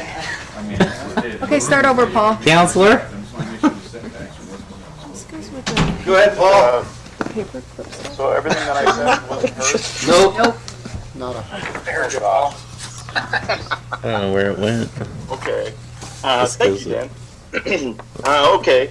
Well, what I said is that rather than deny or vote on the annexation, to deny the annexation and forcing the applicant to bring back another application at a later time for the annexation, to save time, and the better way to do it, if there's some consensus with the city council and with the applicant that really the cusp of what we're talking about is keeping the provision that Brock had referenced regarding the storage of boat and trailers, to keep that provision in and to not waive that particular provision. And if that is done, then it would be consistent with the other manufactured home facilities in the area. If that is the consensus, that seems to be where you guys are going, then the better avenue might be that you simply do a motion to remand it to planning and zoning to reflect. It'll require an additional public hearing because that is a material change. So regardless, that you're going to be kicked into having another public hearing, have P&Z redo it with the new plat that would address the storage facility areas, and have them give new findings on that, and then bring it back to you guys. That would be the more expedient way to do it, and probably the more fair way to do it for the applicant. Are you amenable to that? We would prefer not to, but like I said, we'll work with you if that's something you want to require. They will. I would. I'm just. But we would have to get Councilman Brennan to rescind his. Right. So he's wanting to deny you outright. Oh, as an alternative. Well, yes. Right, Councilman Brennan? That was your motion? That was my motion, you're right. Or it doesn't get a second. He didn't Either get a way. second. It just dies on the floor. Yeah. So I guess. I also have concerns though, like I make that because of many concerns, but one of which is a permanent foundation, which I think is very important. I think, and I'm not trying to speak for the council by any means, I think what we're trying to say is you might want to go back and change your plan. Is that what I'm getting? Or Well, is there any? is there a second? Is there going to be a second here? Is there a second? Okay, everybody's shaking their head. Mayor, Hearing none, it dies. Go ahead, Councilman. Mayor, I'll make a motion to rescind this back to planning and zoning to bring the CUP into full compliance with the manufactured home park ordinance. Second. It's a remand, not rescind. Did I say rescind? Sorry, remand. It's okay. It's been motion and second. Any further discussion? Hearing none, I'll call for the question. Councilman Stokes? Aye. Councilman McCain? Aye. Councilwoman Garvey? Aye. Councilman Brennan?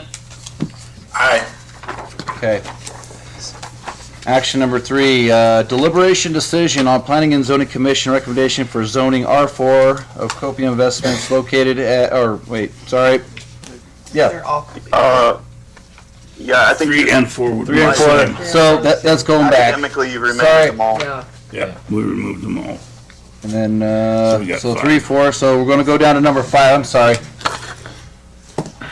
All right, Isaac. They're sending you back to P&Z. Thank you. Yeah. Thank you. Thanks. See you soon. Action item number 5, deliberation decision on Planning and Zoning Commission recommendation for preliminary plat for Autumn Park subdivision finding of facts. I wrote down Brock will speak to it. Alrighty. So, what's very important to understand is the application before you does not incorporate what is or isn't Autumn Road.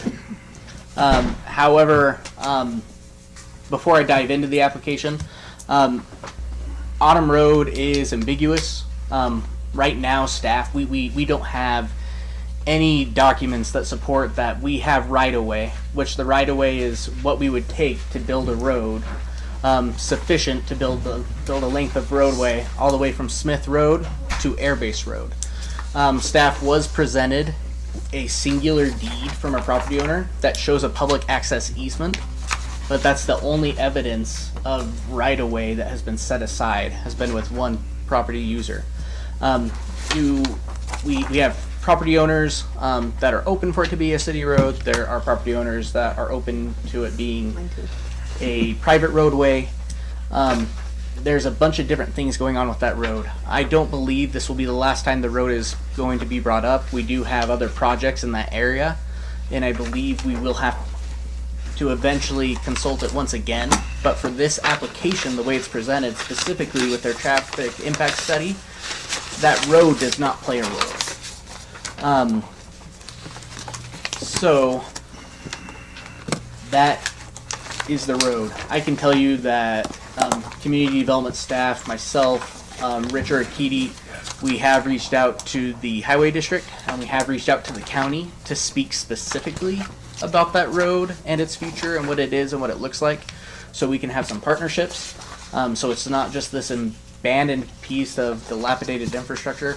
So the city is trying to be proactive in being collaborative to seeing what the future of it will be. In my opinion, I think if a future road could be there, great. Know that the preliminary plat before you, being that it is a preliminary plat, let's say prior to the final plat, we were able to find a way that it could be a roadway. That's something that we can still do. So I just want that understood about the role of Autumn Road and the application. Mr. Mayor? Councilman Stokes? Yeah, I wanted to talk a little bit about it, Rock, as I see it. So I could be mistaken from how I read Mr. Jacobs' deed and whatnot about a right-of-way 40 feet wide, reservation for a right-of-way 6 feet wide for water lines, blah, blah, blah. What I think he was trying to point out that is on Autumn Road is the way this plat may or may not be derived is Block 1, Section 1, Block 3, 1, 2, 3, and 4 are basically within that right-of-way or easement. That's the way I interpret what he was telling me, as well as what the document says in front of me. And then the next part of my, I guess, summary would be talking about the density with rolling hills.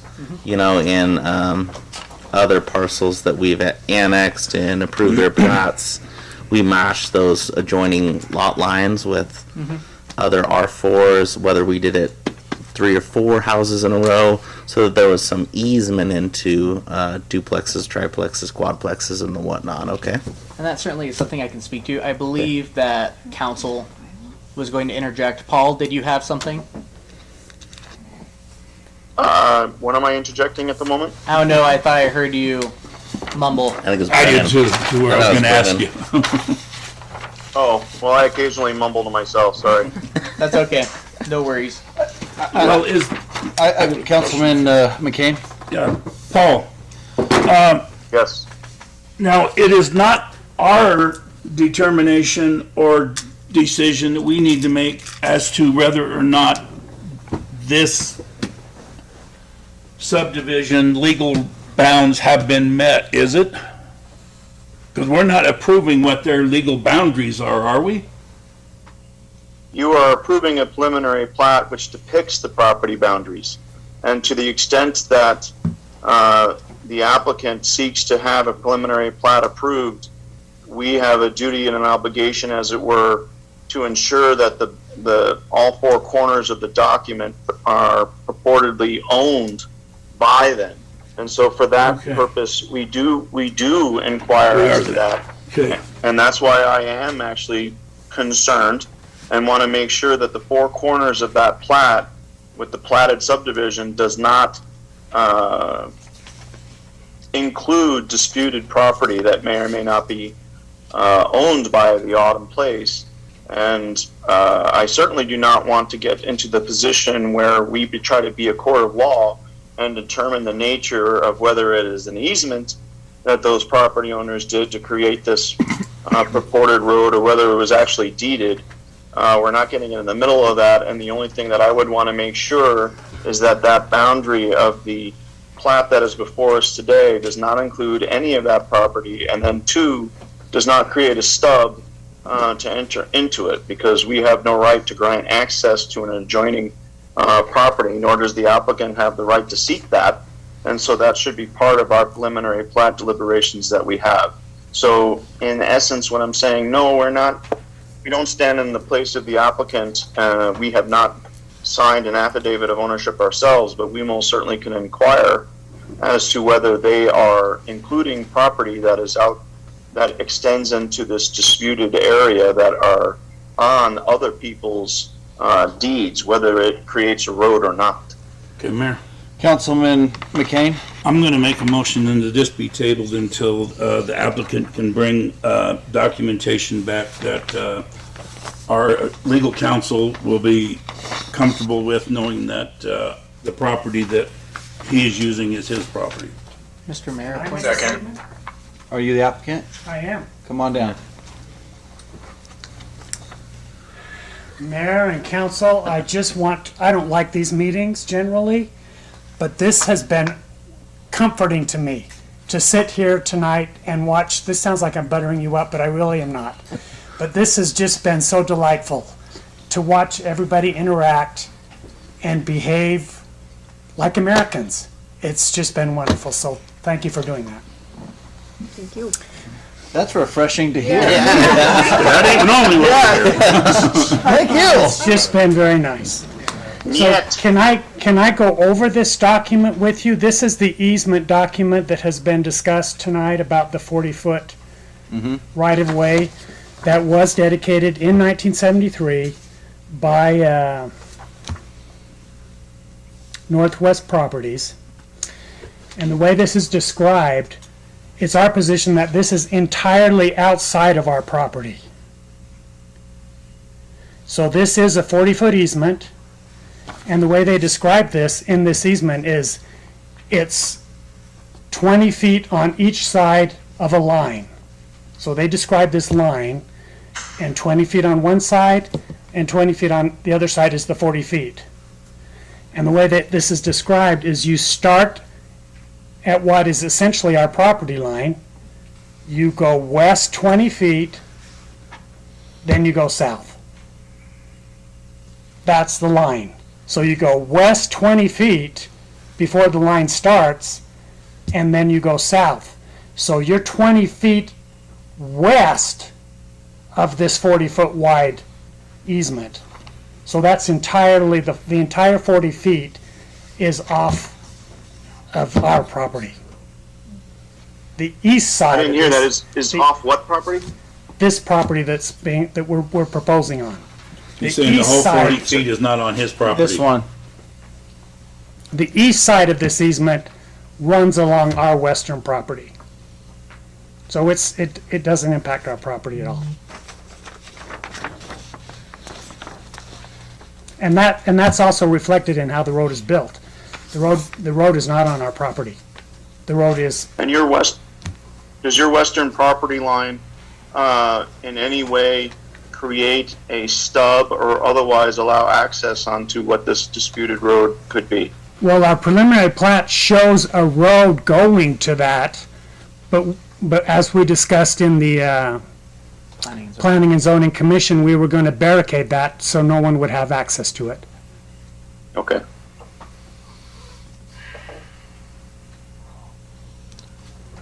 And then I think Councilman Stokes had a concern about kind of making maybe a few homes, what do you say, like single-family homes as we go into it, so it's not, you have... My thought would be 16, 17, 12, 13, 16, and 15 into maybe even more of them, where there's a nice transition from R4 to duplexes, triplexes, quadplexes. Councilwoman Garvey? I have the same thought process behind, just kind of, I guess it's more of a question to you. Is there a reason why they're all going to be multifamily? I mean, just that's what you want to build? Just because it's single family backing all the way up to this property. It's single family on both sides. And I should have introduced myself correctly. My name is Chuck Christensen. I work for Quadrant Consulting. Okay. I'm not the owner. Oh. Okay. We're the engineering firm that put this together. I'm just representing the owner. But I know that the owner, when he developed the plan, he worked really hard to make sure that it was completely in compliance with all of the existing city zoning codes and requirements. He didn't want to have to request any kind of variances. We do have on the eastern side of the property, we do have a big open space in the center that we're using for drainage. So you might be talking about the two lots that are on the northeast corner and the southeast corner. Is that? Just when it comes in from Highland Street, West 12th, all that Rolling Hills is all single-family residential housing. There are no townhouses, duplexes, multifamily units. Just to protect the property values on that side, it's a little more harmonious, I suppose. Yeah, absolutely. So like 16, 17, 13, 15, maybe even 12 and 16? Yeah. Councilman? Can't do 13. 13 is part of the drainage swell. So are you doing anything with 13? Is there a duplex going there? Probably not, since it's a drainage ditch. Yeah. I need a picture. Oh. There's half of the property that's underneath the drainage swell here. Okay, so what's your question again? Basically. 13's not a buildable lot, is it? With your drainage swell there? 13 is buildable. The drainage swale is to the east of that. It's kind of hatched. It's a hatched area that is to the east of 13. Well, what's your indicator here of your depth that you got going down in here? You got like about a 5-foot depth difference from the center of your property to the property line there. Just from kind of what I can see looking at the numbers, because I can't read them all very well. But it sure looks like part of that retention water is going to go into that area. I'm not smart enough to know what you're referring to, Mr. McCain. So he's saying that there's a so That's a pile of dirt that's out there. That's what that line right there. That has nothing to do with what's going to be built when it's out there. That's a pile of dirt that must be out there. Okay. Okay. The numbers seem to be going up, not down. Okay. That's all right. They're going up. We, I apologize. They're going up, not down. Mayor? So I guess what we're trying to, I think the council is trying to say is for harmonious going into there, it would be nice. I'm not trying to speak for you. Yeah. But to have a single family residence on 16, 17, 13, 15, maybe 12 and 16, right? Well, so it protects the other subdivision up there in their property values. Is that what I'm... Mr. Mayor, yeah, what I would like to see is almost combined these three, 15, 16, and 17 into 2 lots. About, what are we talking, 9,000 square feet each, 2 lots, 2 lots, 2 lots. That way you have this nice little transition, as we've done in other subdivisions we've approved, much like Thunderbolt, Silverstone North, and others, so that it does protect those property owners within Rolling Hills. Does that make sense? So you're saying combine 15, 16, and 17 and make it 2 lots? Yes, of single-family residential. And what about 12 and 13 and 15 and 16? I would do 11, 12, 13, 17, 16, and 15.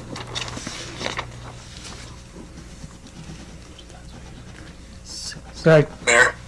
Councilman Brennan? I'd like to address Brad's comments really quick. I agree with his findings on 15, 16, 17 on block 1. Seeing I hate seeing playgrounds as water swells as well and storm retention. I feel like that's weird, but it's all over our town.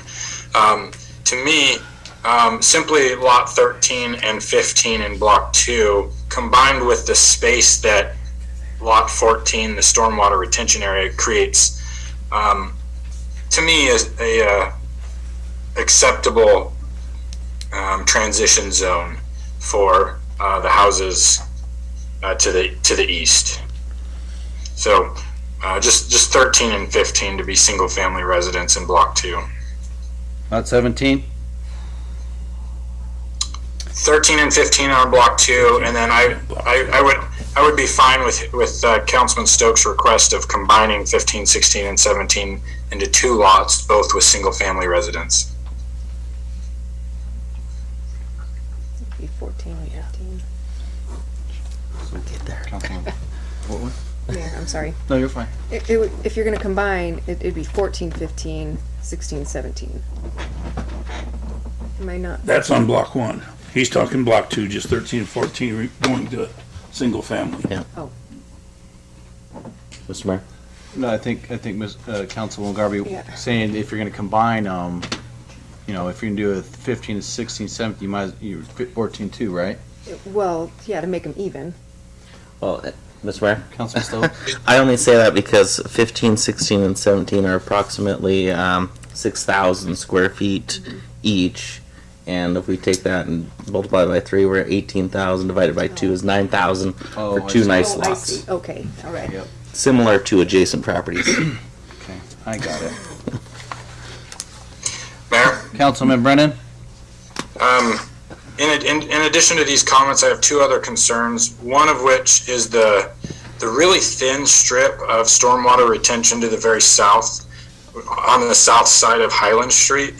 I'm not sure the purpose of that. I mean, I understand the purpose of a stormwater retention, but to be the entire length of that street perplexes me. I feel like it creates a barrier to future development on that side of the street, almost as though the developer is attempting to have sole access to their street. And I'm not saying that is what is happening. I'm kind of concerned about that tiny little strip as to keeping other houses from developing and sharing that street on the south side. My second point would be, I know we're not talking about access to Southwest Autumn. However, without that access, the traffic impact study shows an additional count through Rolling Hills to be, it's 817 or 819, I forget, additional daily trip counts through that residential street. I'm not sure about the, I don't have it in front of me. I think Brock has it, but that takes the demand on that street up significant, and also I feel like creates quite a burden on that residential street already from them sharing the road with the current residential use, but adding 800 and I'll just say 17, the lower number, 817 additional daily trip counts through Rolling Hills. Most of which, of the vast majority, according to the traffic impact study, will all be funneled out on West 12th South. So without having an access to the north or an access to the south or an access to the west, that's a lot of daily trip counts for one street.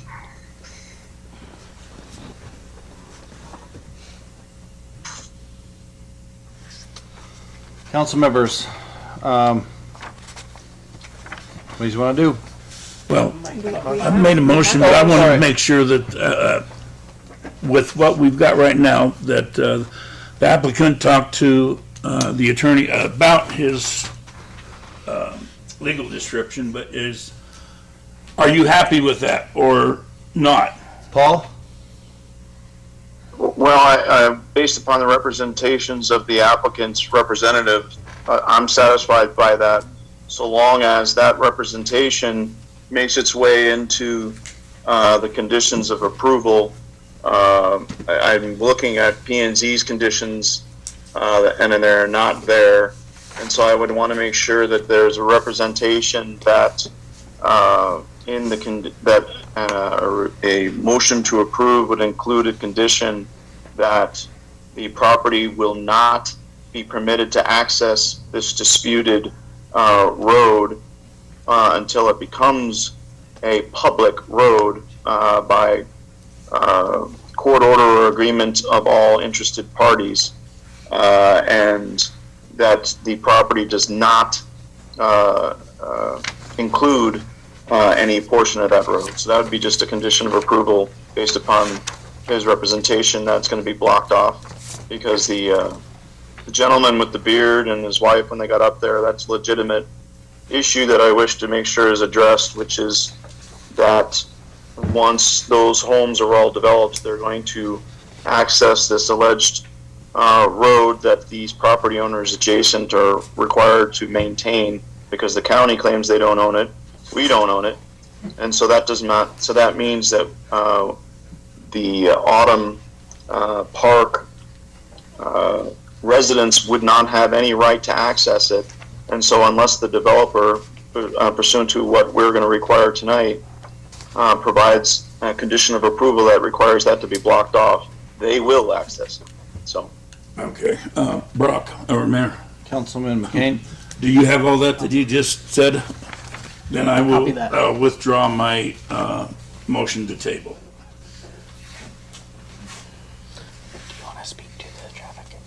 So what I'm hearing, council members, I don't know what you guys want to do. Mr. Mayor? Councilman Stokes? Yeah, I was going to ask the applicant, what's the future plan with this actually? Basically, I know you're going to block it off to Autumn, but the intention is to actually use it as a route, right? Yeah, I suspect once that's resolved, the situation with Autumn Road, then we would open it up. In the meantime, it would be barricaded. Mr. Mayor? Councilman Stokes? I had a chance this afternoon to drive down Autumn Avenue. I don't know if anyone's ever driven down it, but you need a damn Jeep. I was just gonna say, how'd you make it back? I rode. Well, you've got more things than anybody here. You want to make a motion? Or, Councilman Garvey? I just want to make sure that, because I'm still new to all of this, but I just want to make sure that, so if there's a motion made, obviously this is a preliminary plat. Correct. Another one will come back to us. Yes. With what we were hoping as far as the density issues on the front part. Correct. Yes, If okay, you were to okay. approve it with those conditions, the final plat would Okay. reflect that. Okay. Also, Right, but this is our one shot at it. Yeah, wait a minute. We don't That's get to not- change things around later. That's what I'm Yes. asking. Councilman Garvey, this is your one shot. Okay. Once preliminary plat is approved and they have the right to break ground, we don't get to change conditions in the final plat stage. That's why when I mentioned about the road, is it will be barricaded unless and until a court of competent jurisdiction or the action of all interested parties agree to dedicate it to the public and renders it a public road. That was my question. I just wanted to make sure that that was included. That's Yeah. what we have to include on the.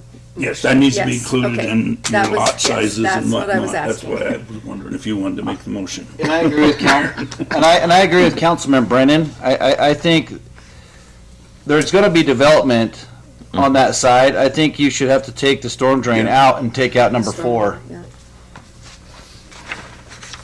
Mayor, Councilman Brennan?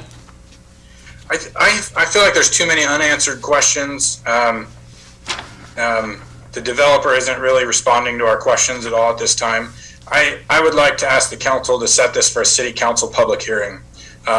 In addition to the comments that were made by citizens tonight that we had to abruptly end. We did receive comments, so I'd like to make a motion to set this out for a city council public hearing. If there are questions that I need to address, I'd be happy to do that. I mean, as far as the traffic impact is concerned, I guess the first thing I would like to say is that my client went out and looked at a whole bunch of different properties, and he selected this property and purchased it based on the City of Mountain Homes requirements, their existing zoning, its annexation condition. He put together a plan that followed and conformed with all of the city's requirements. The city's the one that annexed it. The city's the one that zoned it. And they put together a plan that conformed with it. We've also completed a traffic impact study that showed that in 2025, all of the impacted, or the 5 intersections that were studied with the project, that those intersections still operated within the required guidelines, and they think it should get approved. As far as the 5-foot strip of land on the south side of that road, that's really more of an engineering thing, because I've got to come up with some way to get rid of the water. Yep. There was the 5-foot strip there, lining up with the way the road lines up with. And so I said, well, let's put a little water there. I don't know exactly where we're going to go. It's not, we can take that out if you want to take it out. That doesn't mean anything to me. The idea would be it would just have some trees on it and some bushes and kind of look nice. Mr. Mayor, what the applicant's representative just said is entirely correct. So, is this Arlupa? Not Arlupa. Is it land issue? So, It is. all right. Exactly. So, but we can ask him to change this, to some of the specs that we're wanting. Correct, but if he provides a subdivision plat that is in conformance with the underlying zone and meets all of our code provisions, how you get there is can be open to some debate, but what what the applicant's representative just said is entirely accurate. Okay. It's within our comprehensive plan, it's already been annexed, it's already in the zone, I didn't know. and so long as all of our development, Notice that. Okay, well, I didn't know it was, okay. There we go. as long as, But we have a as long as motion all on the table. all of our development standards are met, Okay, we don't have as much discretion. okay, there's a motion on the floor. Do I have a second? Hearing none. Mayor, Councilman Brennan? it sounds like you heard none, but I would rescind my motion. I'd like to just point blank ask the representative here tonight. One, are you willing to remove that water retention strip to the south of the property? Yes. Okay. And for the other, I guess I want to clarify. Are you asking that the roadway be moved? Or are you asking that we just don't use it as a waterway strip? I think he wants, I think what he's trying to say, and I'm not trying to speak for you, Councilman, but I think you want to be able to have somebody have acts, like if you want to develop, so if there's another development right there, they want to be able to utilize that So road. then- You'd have to move the road then. So then we have to move the You have road. to move the road, otherwise, they still own this they're 5-foot still- section of properties, which Wow. Yep. nobody can access in without their permission.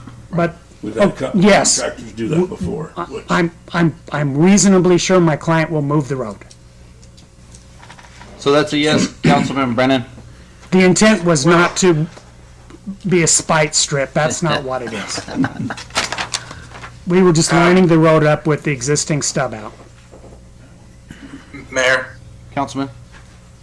I'm concerned if that's truly a yes, because he said he still has to talk to his developer on that. So, can you speak for your developer or not? Can I speak for my developer or not?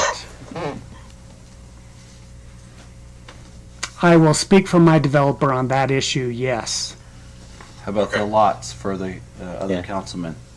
And we're talking about combining those three on the northeast corner, And making them into two for single but we're family leaving the residential. ones in the center the way they are. No, the 13 and 15 would be single Single-family family. unit. Yes. But we're not changing the lot lines. No. I think that, yes, we can do that. So, I'm happy with that. okay. So, let me, I got a motion coming. okay. 15, 16, 17, I combined know, into I two don't- lots for single-family residence. 13, 15 into single-family residence. And then moving the road so that in the future, it'll be accessible for other development if you so choose to buy that or whatnot. And the documentations will be. Oh, yes, in the Legal document, documentations. yes. Mr. Mayor, Councilman Stokes? You got it. there's one other thing we have not addressed, and I hate to bring it up. What would the applicant consider about xeriscaping one half of the front yard, as we have done in the past few plats? I have no idea. I don't even know what, so they xeriscape the first, the portion next to the street? No more than one half of the front yard. Yep. May I clarify for the applicant? Yeah. What is, I believe, being asked by the councilman, not speaking for Yep, the you are. councilman, is that what they are imposing is based on the lack of water. We are in the desert. That's been a pressing issue, and what's been applied to other subdivisions which have been approved, that no more than 50% of your front yard will be sod. I'm sure that'd be fine too. I can imagine that would be okay. That's grass you don't have Yeah. to put in.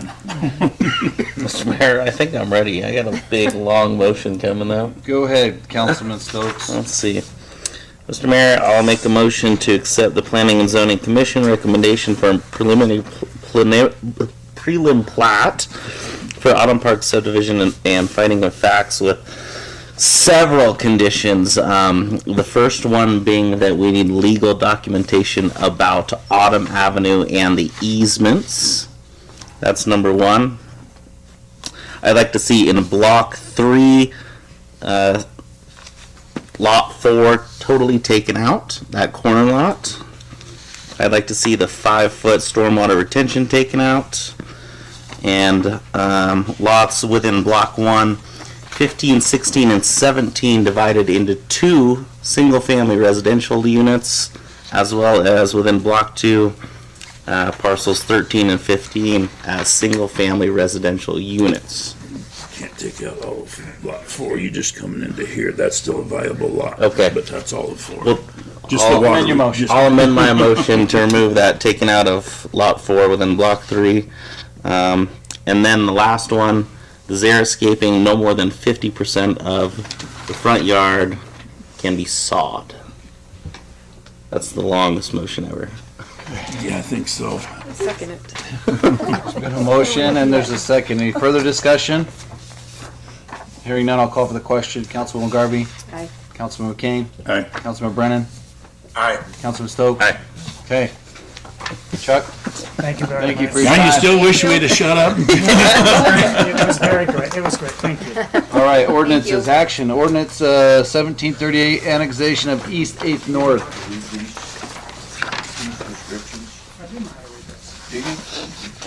Could you read, tell me Have a action item. Suspend the, have a councilman. I was just gonna say.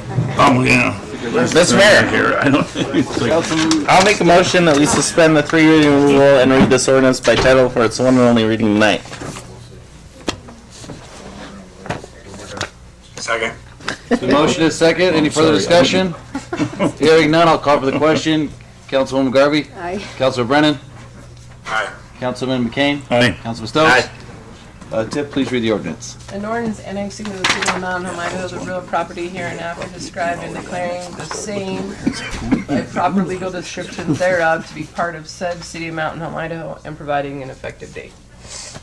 Council members, you've heard this ordinance read. Do you wish it to pass? Councilman Stokes? Aye. Councilman McCain? Aye. Councilman Brennan? Aye. Councilwoman Garvey? Aye. Action item number 2, ordinances, ordinance 1739, zoning C3 East 8th North. Mr. Mayor, Councilman Stokes. I make a motion that we suspend the 3 reading rule and read this ordinance by title for its one and only reading tonight. Second. The motion is second. Any further discussion? We're not awake. Hearing none, I'll call for the question. Councilman Garvey? Aye. Councilman Brennan? Aye. Councilman McCain? Aye. Councilman Stokes? Aye.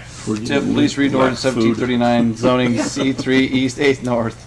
An ordinance of the city of Mountain Home, Idaho, declaring the real property hereinafter described to be East 8th North C3 zone, subject to limitations of allowed use, repelling all ordinances or parts of ordinances in conflict herewithin, and providing an effective date. Council members, do you wish this ordinance to pass? You've heard this ordinance read. Do you wish it to pass? Councilwoman Garvey? Aye. Councilman Stokes? Aye. Councilman McCain? Aye. Councilman Brennan? Aye. Ordinance number 3, action item. Ordinance 1740, annexation of 10th Street neighborhood. Mr. Mayor, Councilman Stokes. I make a motion that we suspend the 3 reading rule and read this ordinance by title only for its one and only reading tonight. Second. It's been motioned and second. Any further discussion? It'd be nice if we exhibits actually we could see. Let's take from there. I know. Oh gosh, you got me messed up. Sorry. It's been motioned and second. I'll call for the question. Councilman McCain. Aye. Councilman Brennan. Aye. Councilman Stokes. Aye. Councilwoman Garvey. Aye. Tiff, please read ordinance 1740, annexation of 10th Street neighborhood. An ordinance annexing to the city of Mountain Home, Idaho, the real property hereinafter described and declaring the same by proper legal description thereof to be part of said city of Mountain Home, Idaho, and providing an effective date. Council members, you've heard this ordinance read. Do you wish it to pass? Councilman Brennan. Aye. Councilman Stokes. Aye. Councilman McCain. Aye. Councilwoman Garvey. Aye. Run down to ordinance number 4, action item. Ordinance 1741, zoning R4 PUD of 10th Street neighborhood. Mr. Mayor, Councilman Stokes. I make a motion that we suspend the 3 reading rule and read this ordinance by title for its one and only reading tonight. Second. It's been motioned and second. Any further discussion? Hearing none, I'll call for the question. Councilwoman Garvey. Aye. Councilman Stokes. Aye. Councilman McCain. Aye. Councilman Brennan. Aye. Tip, please read ordinance 1741, zoning R4 PUD of 10th Street neighborhood. An ordinance of the city of Mountain Home, Idaho, declaring the real property hereinafter described to be 10th Street neighborhood R4 PUD zone, subject to limitations of allowed use, repealing all ordinances or parts of ordinances in conflict herewithin, and providing an effective date. Council members, you heard this ordinance read. Do you wish it to pass? Councilman McCain. Aye. Councilman Brennan. Aye. Councilwoman Garvey. Aye. Councilman Stokes. Aye. Alrighty. Final comments, anything? All right, meeting adjourned. Send help. Thanks, everyone. Thank you. Thank you. Pizza, Hawaiian pizza. No doubt. Thanks, guys. Any other Thank you. questions for me before I go? Yes, I have one quick question. I did too, Paul. Yes, Sorry, ma'am. Paul. Okay, so I just wanted to make, I wanted clarification, because we've heard if we're gonna have a public hearing, we